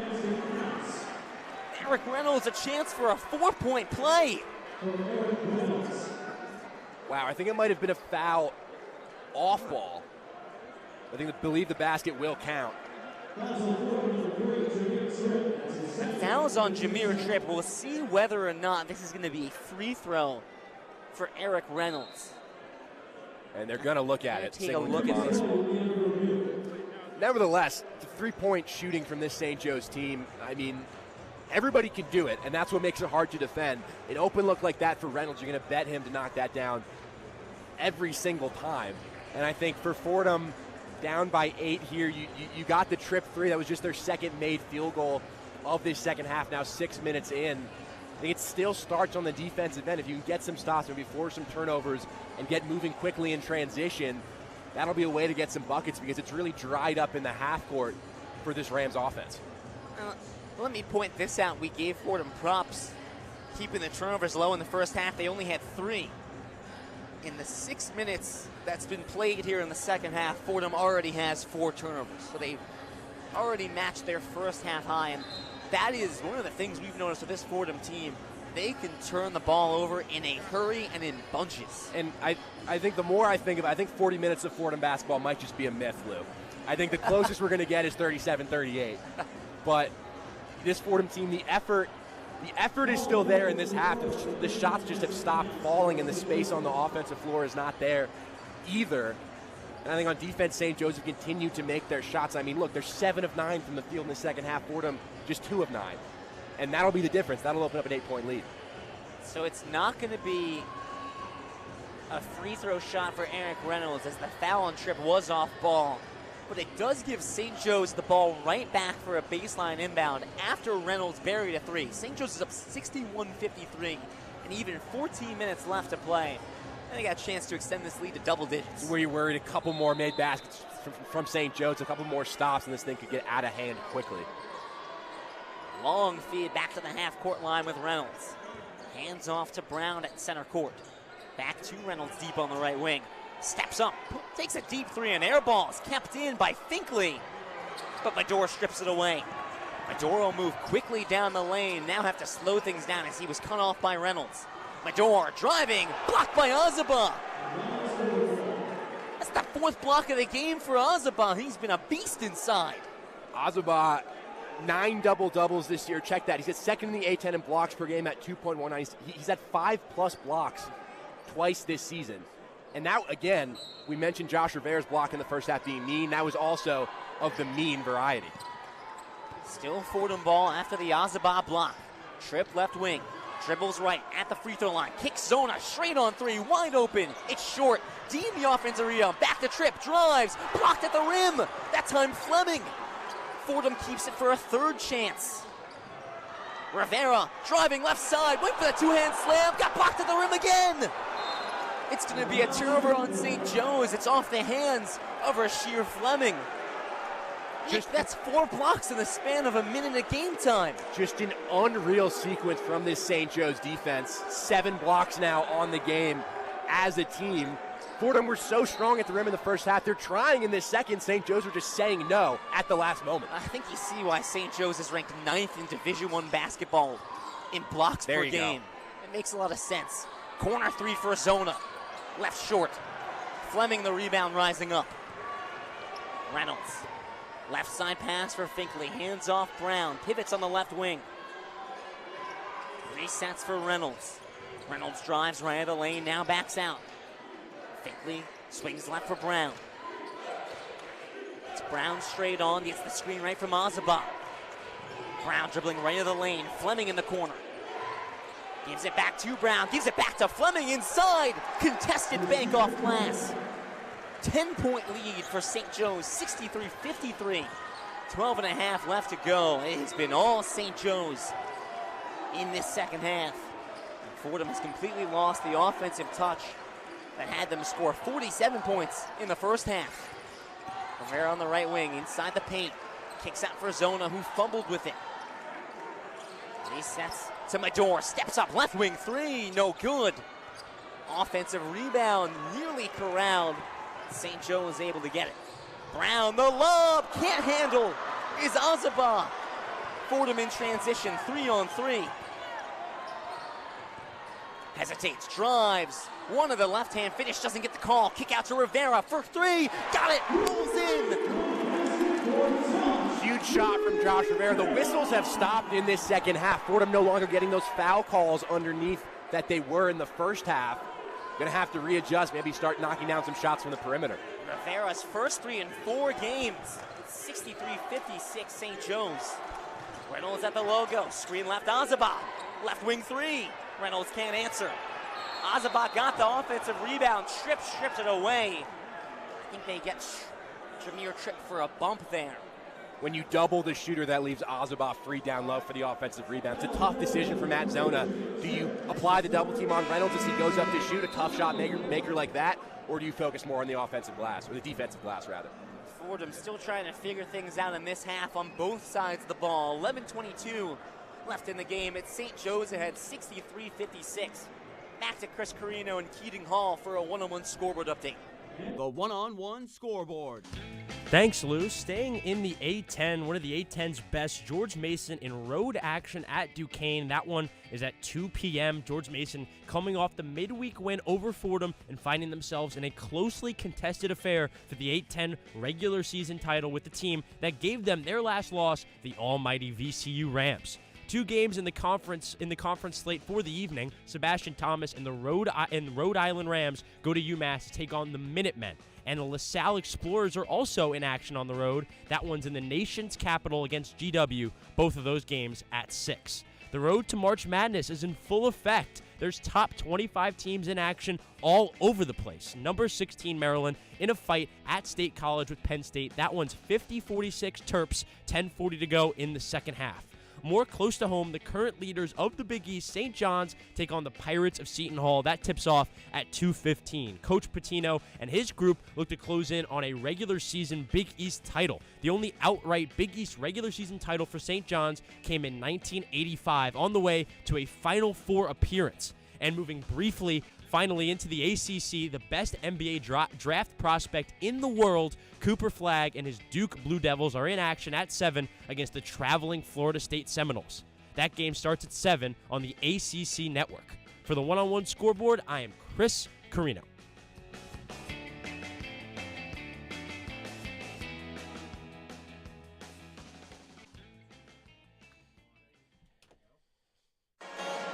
New Orlando, Nick Guzman, and we throw it over to our guy, Caleb Stein, along the sidelines. Lou, the theme of the posture on the bench and with the Rams coaching staff so far has been composure on offense, frustration on defense. Ergo confirmed regularly in the second half with assistant coach Ronald Ramon to drop offensive plays. Ramon taking the lead and coordinating the guys on offense, focusing on getting sophomore Jameer Tripp involved as much as he can. Tripp has 13 points in 18 minutes and leads the team so far, Lou. And that's a great point.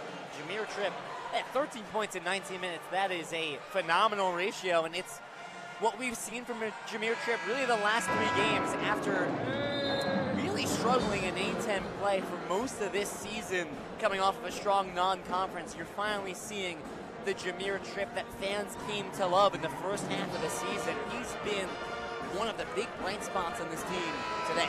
He has, 13 points on 4 of 8 shooting, 2 of 3 from deep. He had no hesitation on that last 3 he pulled. If he can shoot that shot confidently, it opens up a lot of stuff for the Rams in this second half. But for Fordham, Lou, overall 3 of 17 from the field in the second half. That's 17%. And they've drawn just 1 foul. The whistles have dried up for Fordham, and I think they've been attacking down low at the same rate as they did in the first half. They're just not getting the same calls. St. Joe's ball in the forecourt at a break. The lob and the slam. Rasheer Fleming. And that's a loud bucket at a break. Completely airborne on that one. What a slam from Rasheer Fleming. You just see by the way he moves out there with his length, his shot-making ability, why this guy is so touted by NBA scouts. How about this? The only player in D1 basketball with 30 or more dunks and 40 or more three-pointers made. There's a reason he's going to get drafted in the first round this year. Johnson straight on, splits 2 defenders, picks up his dribble at the free throw line. Kicks corner for Rivera. Step back from mid-range. Left it short. Timbila fumbling with it.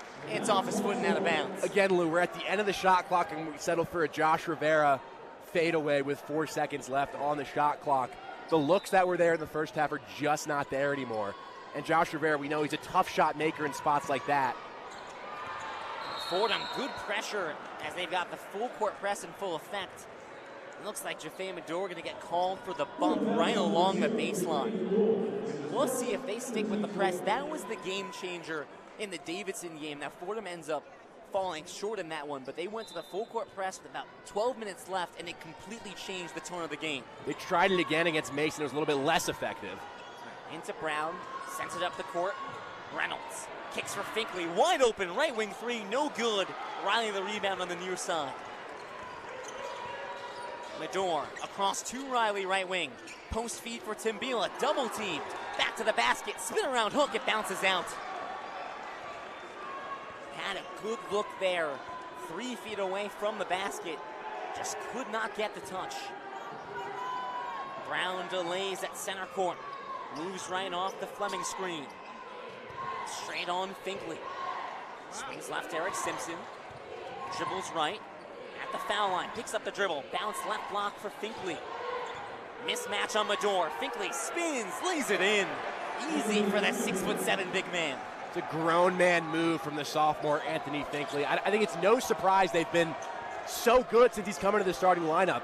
He's just a glue guy. He makes all the little plays happen. Deep right wing 3. Johnson, nothing but net. From another county. Hopefully that gets the Rams offense going. Back within single digits is Fordham, 67-59. 9.5 to go in this one. The necessary 3 from Jackie Johnson to try to settle things down here. That was one of those deep heaves, and he made it look easy. Fleming drives on Riley, takes a bump, spinning around, kicks out Reynolds, open for 3. He got it. St. Joe's gets the points right back. Zach Riley does such a good job of stopping Fleming in his tracks, but an open shooter on the outside. Reynolds is not going to miss that shot from that spot. Reynolds 5 points away from becoming St. Joe's all-time scoring leader. He spent all 4 seasons in Philadelphia with the Hawks. 70-59, St. Joe's ahead, 8:51 left in this one. It's Johnson again. Straight on with Finkley, picks up the dribble on the elbow. Shovels back for Rivera, spinning into the lane, lays it in as the buzzer expires on the shot clock. Fordham trails by 9, 8:30 left in the go. It'll be Simpson to control on half court this time around. Dribbles right. To Finkley up top, swings right for Brown. Brown swings right to Simpson.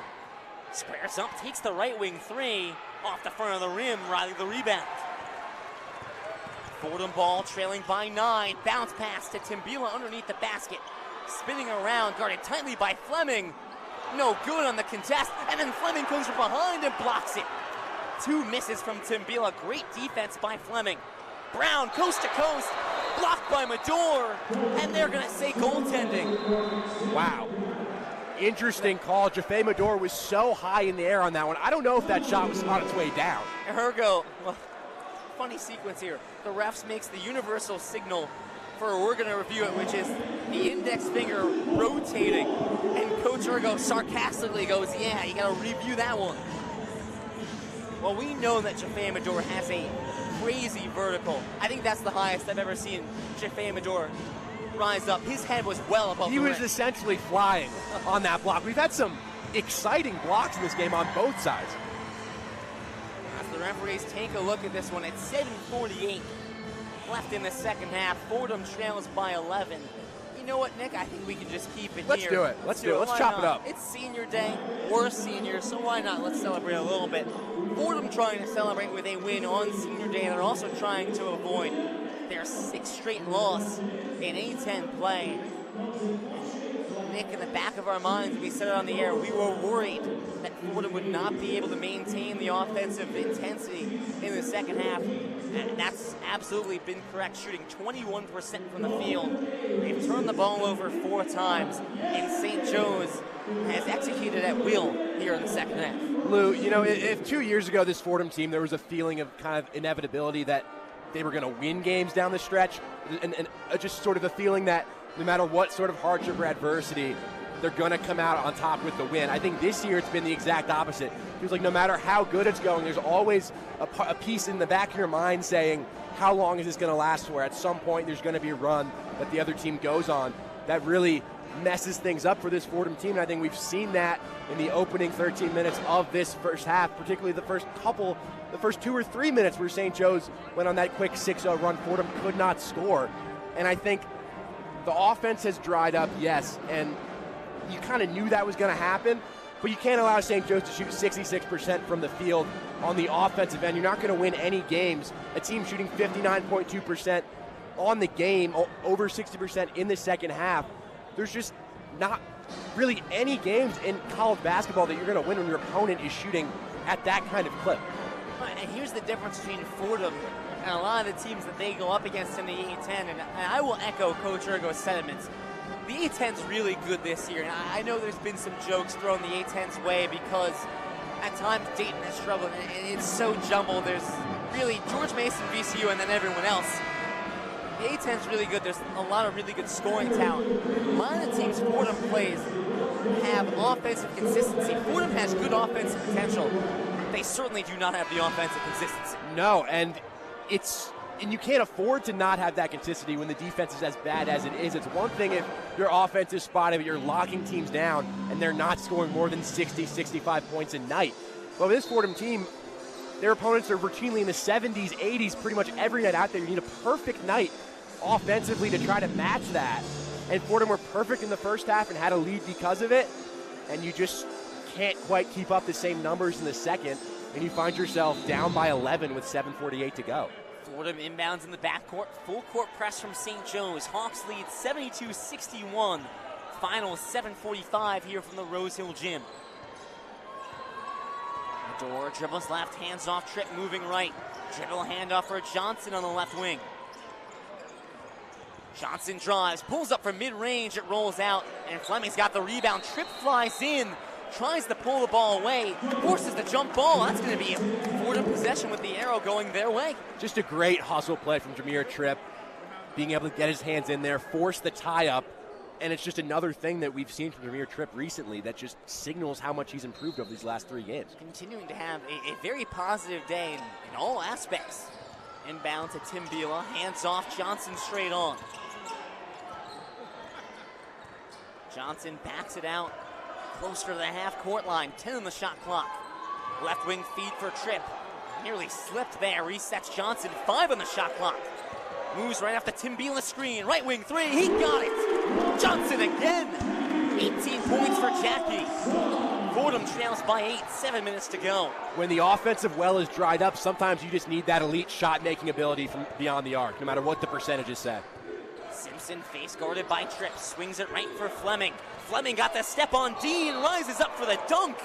Tim Biela stepped up and ultimately called for the foul. Fleming missed the dunk. They're going to say that was contact on Tim Biela. That would have raised his draft stock by at least 5 or 10 picks if he was able to slam that thing down on Abdu Tim Biela's head, but not really that close at the end of the day. Rasheer Fleming, a game-high 18 points, got 7 rebounds, 7 of 10 from the field, 2 blocks. This is par for the course with a man that certain mock drafts have going in the top 20 of the NBA draft this year. He has 9 double-doubles this year. 9.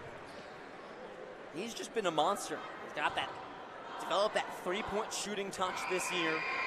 He's always been highly efficient from inside three-point.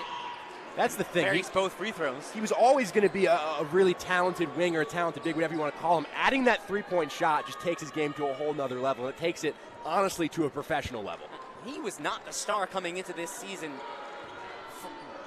Xavier Brown was the reigning A10 Rookie of the Year.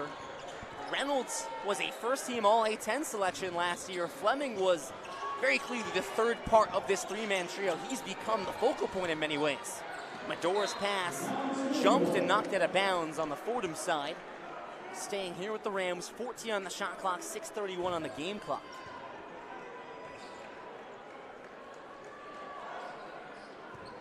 Dean in front of the Fordham bench, high side inbound. Trip straight on, drives right lane, gets both guys in the air, but still swatted back by Fleming. I mean, that's just unreal. Fleming jumps way too early and still able to block that shot away. He bit on the fake. He bit on the shot fake. Both defenders did. Fleming able to recover in absolutely no time and get the rejection on Jameer Tripp. How about 9 blocks for this St. Joe's team? They've just got incredible size down low. Post feed for Timbila. Works on Azabah. Righty hook is good. He's been trying to get that hook shot to go. Finally finds the touch.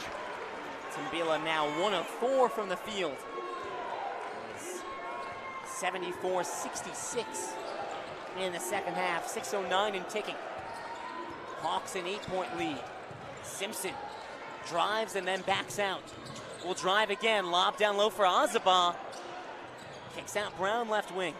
10 on the shot clock for the Hawks. Brown, 10-footer. Too strong, rolls out.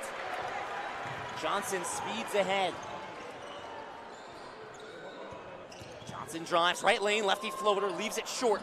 Ball batted around like a pinball, knocked out of bounds. Last touch by St. Joe's. It's become so much more hectic in the lane. Jackie just putting his head down, driving straight into contact in the lane, trying to get it to his left hand for that floater. Fordham looking for a push here, trailing by 8, looking to snap the 5-game losing streak. Medor high lob to Timbila right wing. Hands off Johnson straight on. Johnson moves right, takes the right wing 3. It's off right iron. Rebound by Simpson. St. Joe's controls. I mean, those deep threes have been really the only offense for Fordham over these last couple of minutes. So at this point, I don't really mind Jackie pulling those. You need something on the offensive end. Here's a curling Brown, driving right, reverse layup, left it short off the very bottom of the backboard. But it's Timbila guilty of the foul. I think that wasn't a very loud foul, but perhaps a little bit of a bump down low underneath the basket. And that's 4 down, Abdu Timbila. He didn't like the call. Looked like there was a little bit of contact, but going to have to play with 4 fouls for these last 5:18 where they're going to get Matt Zona to check in the game for him. I'll send in Matt Zona. Matt Zona fouled out on Wednesday against George Mason. That was a game that had a combined 55 total fouls, 30 on the Fordham side. Brown to the line, the A10 leader in free throw percentage, and he misses. So for Fordham, a fortunate broadcaster jinx. 89% from the line. And we jinxed. He's not even the team's best free throw shooter. Reynolds at 89.5. He's just not qualified on the national level. Brown's second is good. 75-66, Hawks ahead. 5:15 second half. Medor runs point. Zona has checked in for Timbila. Johnson dribbling left, hands off Tripp moving right. Tripp on the right wing, straight on Zona. Fakes the 3. Hands off Tripp, curling into the lane. Wanted to lay it in with the left hand. Getting a hand, and it was Azabah. Staying here with the Rams, 12 on the shot clock. Game clock dips under 5. Keith Ergo had his arms outstretched in disbelief as Matt Zona hesitated on that three-pointer and didn't take it. Miscommunication. Medor stumbled as he faked the cut left. Tripp passed it left, and it sails out of bounds. It's another turnover in this second half for the Rams after really being buttoned up in the first half. Really just everything's gone wrong, and pretty much everything that we foresaw happening in this second half, Lou, has happened. The offense has dried up. The turnovers have piled up. The stops are not there on defense. and you find yourself down by 9. I think Fordham are a little fortunate it's only 9 considering the way this half has gone. Fordham had 47 points in the first half. They led by 2. They now trail by 9 with 4:45 left in the second half. Simpson bounces to the paint for Finkley. The floater, high bounce off the rim and out. Jackie the rebound on the near side. Long feet ahead to Tripp in the near corner. Back out Johnson, fakes the right wing 3. Takes the foul line, shot 2, it bounces out. Rebound fought for and secured by Rasheer Fleming. Just grown man rebounding from Fleming on the defensive end, something he does so well. 8.7 rebounds a game, leads the A10 in defensive rebounds. Add another to the ledger. Brown content to slow things down as the clock dwindles. 4:10 left in the first half, in the second half. Corner 3 from Simpson, no good. Flying in and crashing the glass is Xavier Brown. Foul on the floor will be Jameer Tripp. That will be his 4th. It's tough in a situation like this where you feel like you need the scoring of Jameer Tripp. I think they might just leave him out there with 4 fouls. At this point, 4:04 to go. What do you have to lose? Fordham, they need his offensive scoring ability down big here. Tripp 13 points in 22 minutes. But even for him, it's dried up in the second half. It has for this whole offense. Back to the line is Brown for a live free throw. Buries. St. Joe's lead to 10. 76-66, 4:04 second half. You love when you highlight a big 3, Lou, and it plays out just like that. Fleming with 20, Brown 19, Reynolds with 15. Make it 20 now for Brown. One of 2 Atlantic 10 trios that's all averaging 15 points per game. Keeping that trend going today here at the Rose Hill Gym. Tripp up top, swing left for Rivera. Pulls the left wing 3 and got it. 77-69. 3:45 left to go. I'll see if Fordham has a rally in their bones. It's not a shot Josh has shot well this year or recently, under 30%, but gets that one to go. Perfect from 3 today after going 0 for 6 over the last 3 games. Brown calls for the screen. Swings it right to Finkley up top. Gives it back to Brown. It's Brown straight on. Takes the contested 3 and hits. Jameer Tripp hand in his face, does not matter. 23 points for Xavier Brown. It's just elite shot-making ability. There's really nothing you can do about that. Jameer Tripp is playing up against him, hand in his face, and he still knocks it down. There's a lot of good players in this conference, Lou. Brown is one of them. Rivera double-teamed on the right block, and the foul called against St. Joe's. With a 3 from Xavier Brown gives the Hawks an 11-point lead, 80-69. Final 3 minutes. Fordham's going to have a senior day surge. It's going to need to come very quickly and very soon. 3:03 left here from the Rose Hill Gym, and for one final time, it's Chris Carino with the one-on-one scoreboard update. The one-on-one scoreboard. Thank you, Lou. Staying in the A10, one of the A10's best, George Mason in road action at Duquesne. That one is at 2 p.m. George Mason coming off a midweek win over Fordham and finding themselves in a closely contested affair for the A10 regular season title with the team that gave them their last loss on the road, the almighty VCU Rams. 2 games in the conference for the evening slate. Sebastian Thomas and Rhode Island go to UMass to take on the Minutemen, and LaSalle, the Explorers, are also in action on the road. That one's in the nation's capital against GW. Both of those games tip off at 6. The road to March Madness is in full effect, and there's top 25 teams everywhere. Number 16 Maryland in a fight at State College with Penn State. That one's 61-55 Terps with 4:39 to go in the second half. Maryland trying to bounce back from the buzzer-beater loss they suffered to Michigan State on Wednesday.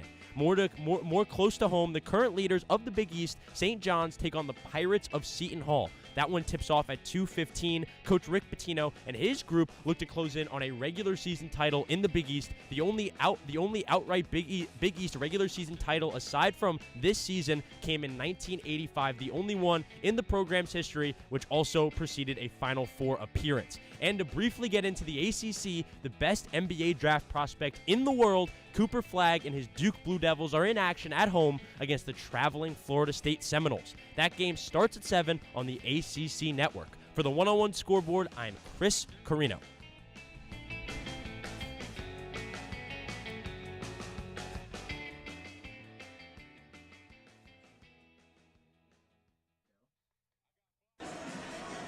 Fordham trailing St. Joe's by 11, final 3:03. We'll send it over to the sidelines with Caleb Stein.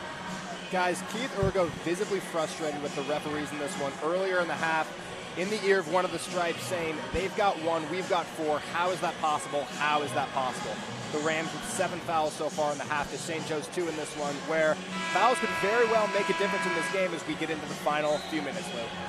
That's a really good point, and no secret that Keith Urgo has not been a major fan of the officiating really the entire season. There were a lot of gripes, both from this staff and online, about the way the George Mason game was officiated and the lack of breathing room both teams had to play a physical game.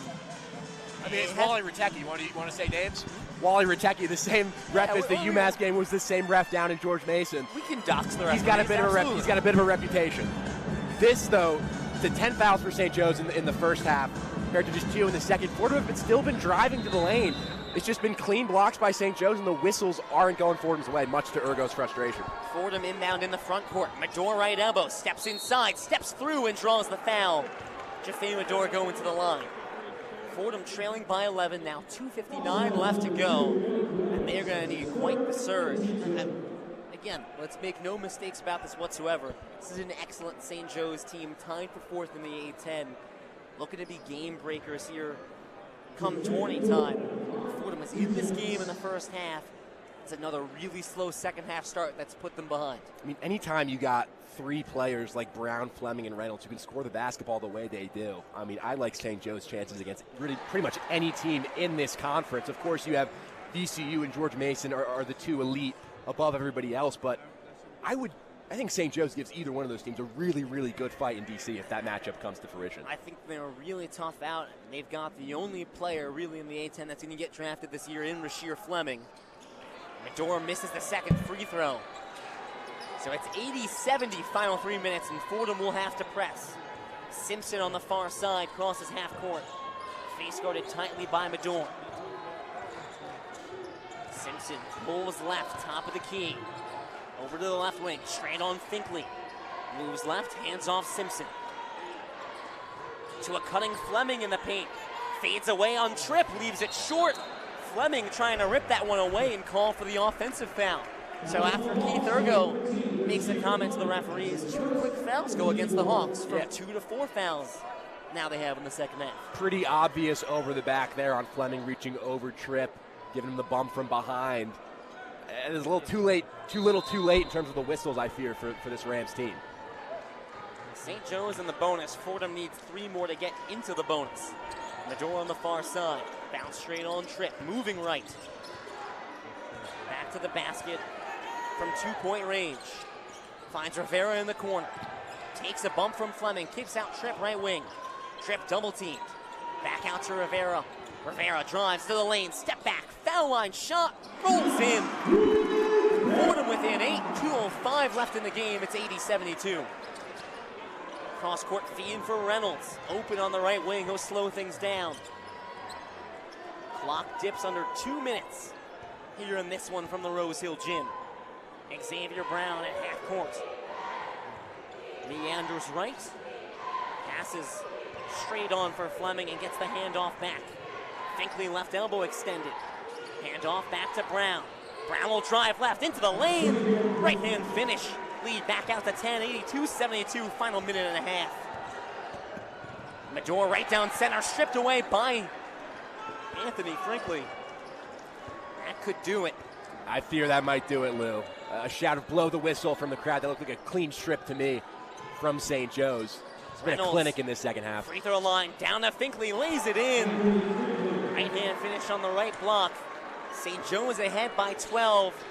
Not a ton of urgency from the Fordham Rams here in the final 60 seconds. It's looking like they'll drop their 6th straight loss and stay in the gutter of the A10. Johnson at the logo. Swing left for Rivera. Drives left and slams it down. 2-hand slam. Fordham might not come away with the win. They will come away with a late highlight. 46.8 seconds left. And Rivera throws down a dunk for good measure. I mean, for the Rams, Lou, you got 4 players in double figures. It's just the way in which this second half played out. It just it stings so much because we could see it coming.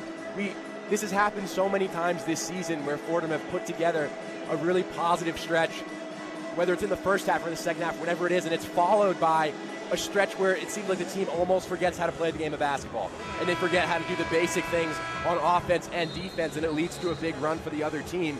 And that was pretty much it. It's not like St. Joe's have been, yes, they're shooting 60%, but things have really, steadied out over the last, 5-10 minutes or so. It was just that initial burst from St. Joe's that was enough to put them over the edge. Like it's going to be 6 straight losses for the Fordham Rams, and it's that frustrating dance they do where they make things close and then it slips away. I mean, that first half is as good of a first half that the Rams have played all year long. Just didn't have anything like it in the second half. St. Joe's will run the baseline. Fordham will press. Here's Reynolds trapped in a quick foul by Rivera with 42.6 left to go. St. Joe's up by 10. They'll have free throws at the line. And this is where being such a good free throw shooting team comes in handy when you're up late trying to ice the game when you got a bunch of guys in the high 80s in terms of free throw percentage. Reynolds already one of the greatest Hawks of all time 2 years ago. Had the 5th highest scoring season in program history. He is 5 points shy of overtaking Jameer Nelson for the program lead in scoring. Buries the first free throw. Could still do it tonight. Could still do it this afternoon. Absolutely, especially if Fordham continues to foul.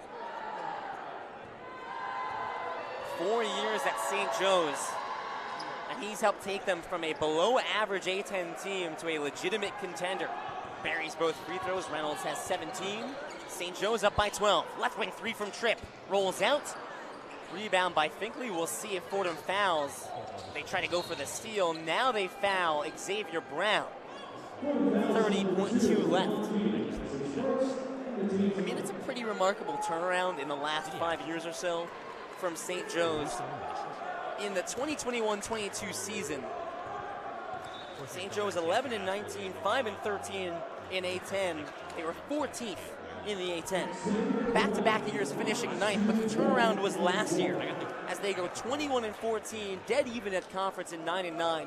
But they have that big upset over number 1 Richmond, who won the regular season title, and they make a run all the way to the semifinals. They lose to VCU. That was a really impressive tournament run. And they're in year 6 now under Billy Lang. It's really impressive what he's been able to do in terms of recruiting, getting guys from the Philadelphia area.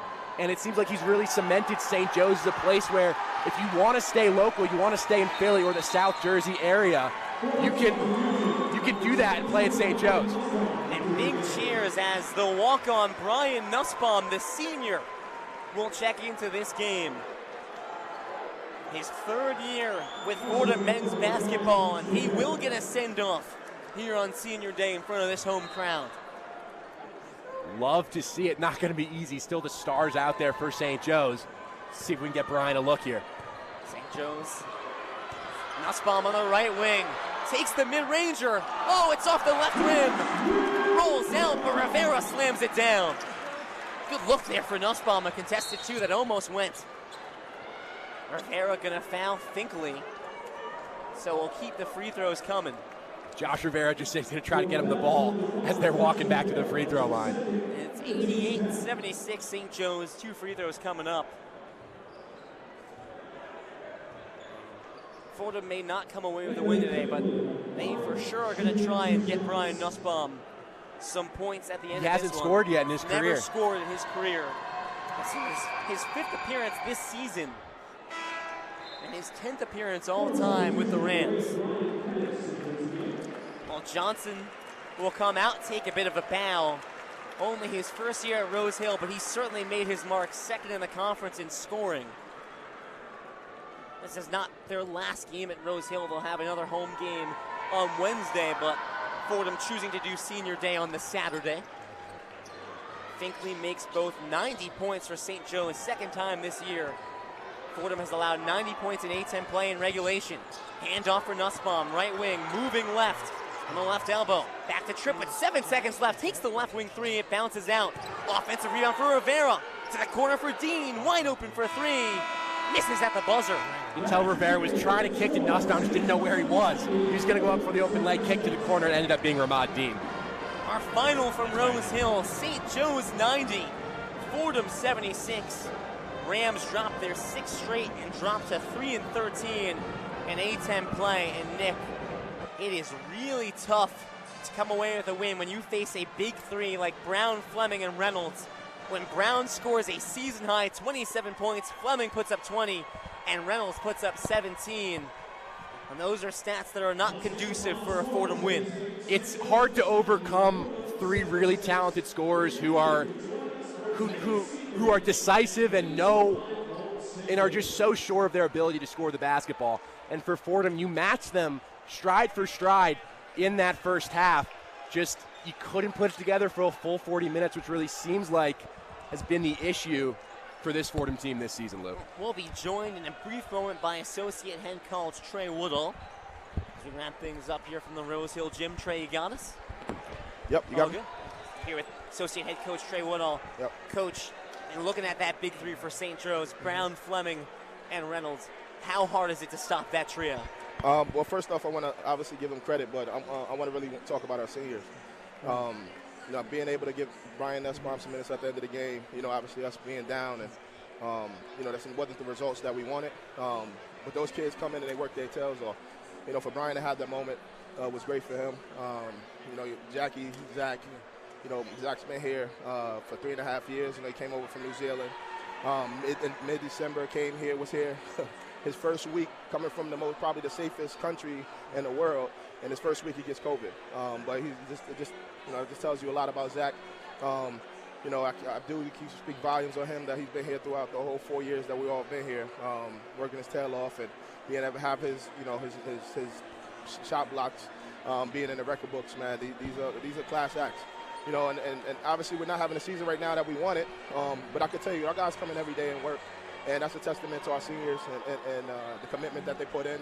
No, it hasn't ended in the results that we all want, but those guys come in every day.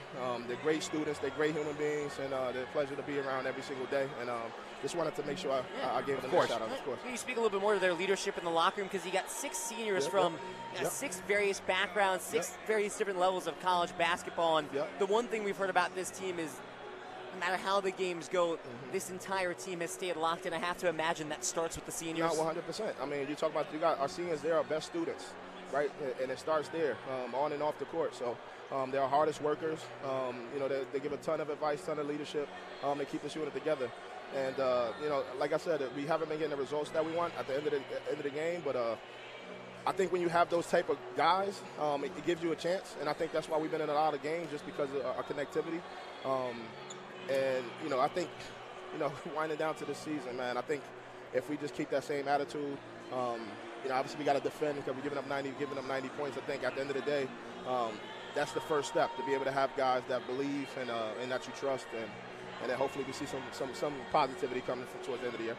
Associate Head Coach Trey Woodall, thanks for the time. Thanks for shouting out the seniors. Absolutely. Thanks so much, Coach. Appreciate it. Wrap things up from the Rose Hill Gym. Lou Orlando and Nick Guzman, our sidelines man, Caleb Stein. And Senior Day does not go the way that those seniors probably hope, but still a chance to honor 6 seniors that have given a lot to this program. Jaffe Medor, Jackie Johnson, Abdu Timbila, Zach Riley, Matt Zona, and the walk-on Brian Nussbaum. And I like that he mentioned Brian specifically, because one of the coolest moments of this game is when Brian checked in and the entire crowd got loud and gave him his standing ovation. That was a really cool moment. It was cool to see. It was cool to honor all the seniors. I think they definitely deserve it. It's been, from the outside, listen, I know this team is 3-13. I know it has not gone nearly the way anybody wanted to, not the way I wanted, not the way Lou wanted, not the way anybody on this team wanted, but I think the fight really hasn't ever stopped, and it starts from those seniors in the locker room, Lou. Fordham just had trouble stopping that big three for St. Joe's. Xavier Brown, Rasheer Fleming, and Eric Reynolds. The all-time scoring record for St. Joe's will have to come next game for Eric Reynolds, who comes 2 points shy of tying Jameer Nelson's all-time record. On the Fordham side, 4 players reached double figures. It was a great offensive first half. Just didn't have enough muster in the second half. No, and it really followed the same formula as that Dayton game from February, where Fordham really shot the lights out in the first half, but St. Joe's did too, because they have such talented scorers and because of Fordham's deficiencies on the defensive end. And then St. Joe's got a little more aggressive on defense in the second half, and that aggression coincided with the whistles really drying up from the officials. I think both those things, with St. Joe's applying more pressure and then all of a sudden Fordham not getting those same foul calls that they were getting down low near the basket in the first half, really combined to really make it a recipe for disaster in the second half for these Rams. The offense dries up, you don't get the foul calls, and the defense still struggles as it has really all season long. St. Joe's improves to 19-10, 10-6 in A10 play, and 2 more games coming up at home against URI, on the road against LaSalle, as they hope to get a double bye. For the Fordham Rams, it's fallen to 11-18, 3-13 in conference. Their 6th straight loss. They remain at the bottom of the A10. 2 games coming up. Last one right here at home this Wednesday against GW, and they end the season on the road against URI. We wrap things up from the Rose Hill Gym as Fordham falls to St. Joe's 90-76. For our sidelines man Caleb Stein, for my partner Nick Guzman, I'm Lou Orlando, signing off on Senior Day from the Rose Hill Gym. Back to the guys in the studio, Derek Boyer and Chris Carino. The one-on-one post-game report. Welcome into the studio for the post-game show. I'm your studio host, Derek Boyer, joined by Chris Carino, who's done your updates. Your final score is 90 for St. Joseph's and 76 for Fordham. And honestly, when we started the second half and we started that 8-0 run from St. Joseph's to start, it just kind of took the confidence that we had maybe in Fordham when they were leading in that half, kind of took that all away. Didn't really look great for Fordham that entire half. Yeah, Derek, there was a spot around the 12-minute mark, a little bit before the 12-minute mark of this half, where this Fordham team goes on a over 2-minute stretch without scoring the basketball. I'm not saying that was the pivotal moment in what changed this game, but in a way it did, because there was so much momentum on both sides, especially St. Joe's, the pace in which they were playing, and more than the pace, the momentum they were playing off of the good defense translating into good offense. It was not a time to go on a scoring drought, and that's been one of the themes of this season for this Fordham team. Fordham able to compete for long stretches with really talented groups, and then in certain stages they'll just go on scoring droughts that hurt them immensely, especially obviously on the scoreboard. Yeah, I mean, Lou and Nick were talking about it as well. It kind of just seems like whenever Fordham's in a close game, it kind of just seems like what will happen next to cause Fordham to lose this game, and this kind of keeps going into that narrative. It just kind of seems Fordham is always bound to just make a big mistake, even go on, like you said, scoring droughts. Just they're bound to do something that will cause them to just lose this game. And another thing that I want to point out, there was a crazy minute, it could have been the same minute, where St. Joseph's had 4 blocks just kind of back to back to back to back. Like they were just playing tight defense. They had 10 blocks overall in this game, just not allowing Fordham to even get close to just scoring at all. I mean, one guy he scored 6 points and 5 rebounds, but he also had 5 blocks. I mean, like it was insane from St. Joseph's. Insane is definitely a word to describe it. Their big 3 that Goose and Luke kept referring to, a combined 46 points for those guys. That is a large sum, or 64 points, my mistake, a much larger sum than that. 64, getting that from 3 guys, your 3 best players. That is such such a strong thing to depend on offensively, especially when you think of the context of Fordham. If they had that kind of scoring, it would do them. It'd be helpful for them in an immense way. I just brought up that scoring drought. The scoring drought to start the half was way more egregious. 16:42 left in the second half. Ramad Dean 3. It was the first field goal they had made in the second half. That's a over 3-minute stretch starting the half where they're not scoring the basketball, and especially looking on the other side, St. Joe's is getting steals, finishes on the other end in that stretch. I think the momentum just really never recovered from that point at the start of the second half, especially last time you heard from us on the radio talking at halftime. We were very positive talking about this Fordham team. I think the biggest theme we talked about was how close this game was, and then to have that sort of drought and to have such a lopsided run of play for St. Joe's at the start of the half, it was just to a point where Fordham could never recover. Yeah, and like you said, it just seems so close at half, and then you look at the stats, and even it is still kind of close, but it's not nearly as close as it was. I mean, 40% from 3 for Fordham and 38% for St. Joseph's, but then you look at the field goal percentage. I mean, it was so close at half, but now it's 39% for Fordham and 57% from St. Joseph's. We were talking earlier, the shooting was bound to fall at some point. St. Joseph's, it really never did. It really never fell. If even it got better in that second half, then Fordham just fell off immensely. We're shooting a little bit over 50% in the first half. And Derek, that big 3 we talked about, all 3 of those guys over 50% from the field goal. Yeah, so exactly. It's something. It's an element more simply that Fordham just doesn't have. Yeah, I mean, if you're getting 27 from Brown, 20 from Fleming, and Reynolds scoring 17, who, by the way, he needed 20 to break the school record for the most points. Wow. And he's almost there. He'll need, obviously, one more game for it, but 3 more points and he breaks that school record. But, I mean, it's just insane to get that kind of production from 3 guys in the same game. That's why they put up 90 on us. 22 for 37, a combined field goal percentage for those 3 guys. That is a level of efficiency Fordham isn't really accustomed to, but also just in general, talking in the later stages of these games, specifically the second half, when the pace gets kind of crazy, the game's a little wild, and the importance on that momentum shifting from defense into offense is at an all-time high. That's when that efficiency, more than the amount they're scoring, the efficiency in which they're scoring, that's where that becomes just so important. Exactly. I mean, if you just look at this game as a whole, it looked great in that first half, and then like we were talking earlier, Fordham's 9-2 in games this season where they were leading at half, and like we even looked at the stats. What was that game that the last game they lost when they were down or winning at half? It was Drexel, November 22nd. A long time ago, they were up in that game. They lost that one 71-73. The last time they had a lead going into halftime, and they lost. Yeah, I mean, it's insane what Fordham. I mean, like we were talking about, it just seems like Fordham's bound to make a mistake at some point to cause them to lose the game, and I mean, it happened again. If we just see it over and over, I mean, it's just what is going to change for this Fordham team in the last 2 games of the season. We have our last home game on Wednesday. What's going to change for us to maybe get a win to end the season and go into the tournament? And offense seems to be the thing that people talk about the most, the thing that is paid most attention to when talking about improving this Fordham team. This team needs to stop teams from scoring points. Derek, guess the last time this Fordham team gave up less than 70 points. I mean, I'll have to say a month ago. It was January 26th, over a month ago, against Duquesne at home. That was the Coaches vs. Cancer game, 65-63 win over Duquesne. The last time this team gave up less than 70 points. 70 points is a lot of points, Derek. This team, and when you look at all the stat lines, when you look at all of their scores throughout the year, they score 72 points against St. Bonaventure. They score 72 points against LaSalle. They score 79 points against Rhode Island. They score 76 points against Dayton. The problem is that they're giving up 93 points, 80 points, 74 points, 88 points. They're scoring at a decent rate. The rate in which the other team, their opponent, is scoring, if that can somehow be settled in any sort of way, it seems they score to a decent enough average to where that they can win some of these games. It's just the amount of scoring the opponents are doing against this Fordham team. It's just out of hand and not in a place where you can win games, especially at a consistent level. Yeah, I mean, 100%. I mean, just focusing on the defense is really like you pointed out, we've seen them score. We've seen them keep up with these high-scoring teams. We've seen them keep up with these high-scoring offenses.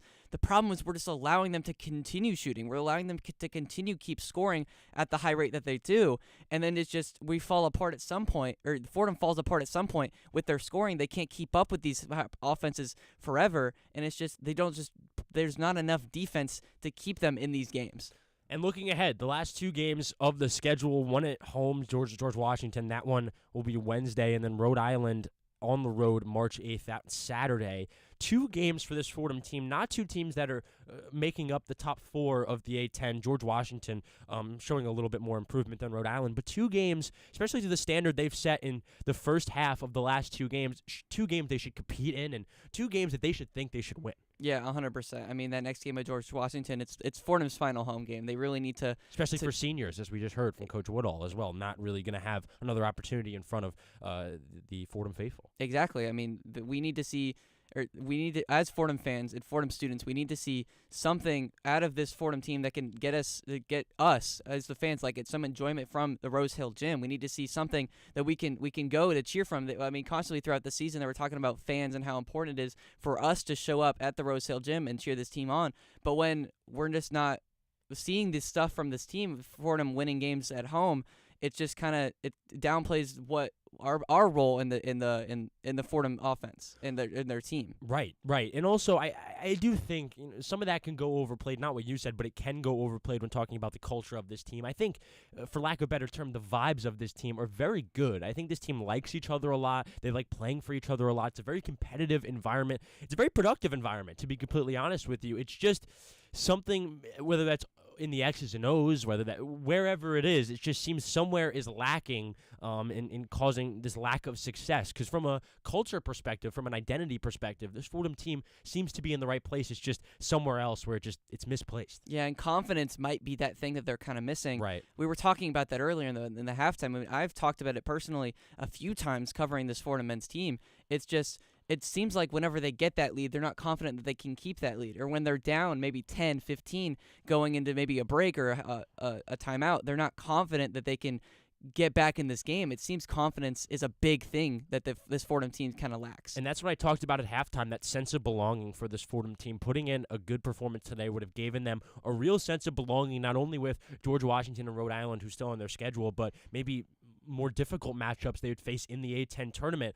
Now that can't happen, this game is over, can't control the uncontrollable. Heading into the last two games, George Washington, Rhode Island, it's about building that sense of belonging in the A10, making that confidence or creating that confidence to a point where it's productive going into tournament play, and maybe they could even fully expand on the potential that they have just out of their talent. Yeah, and if Fordham wants to do anything in this tournament, I think they really do need to win at the very least one of these games. Hopefully, as Fordham fans, we can see them win at home, but we just need to see them win at least one of these games to go into this tournament. And I think that will do it for our post-game show. I'm going to send a thank you to the outstanding Lou Orlando, who's done our play-by-play, the amazing color that we see from Nick Guzman, and the extraordinary Caleb Stein has been your sideline reporter, our three seniors on the broadcast. In the studio, our wonderful Kurt Sipple has been the producer. The great Chris Carino has done your updates, and I, Derek Boyer, have been your studio host. Our sports director at WFUV is the Bobby Chaffardini. Fordham men's basketball is a production of WFUV Sports, and your final score is Fordham 76, St. Joseph's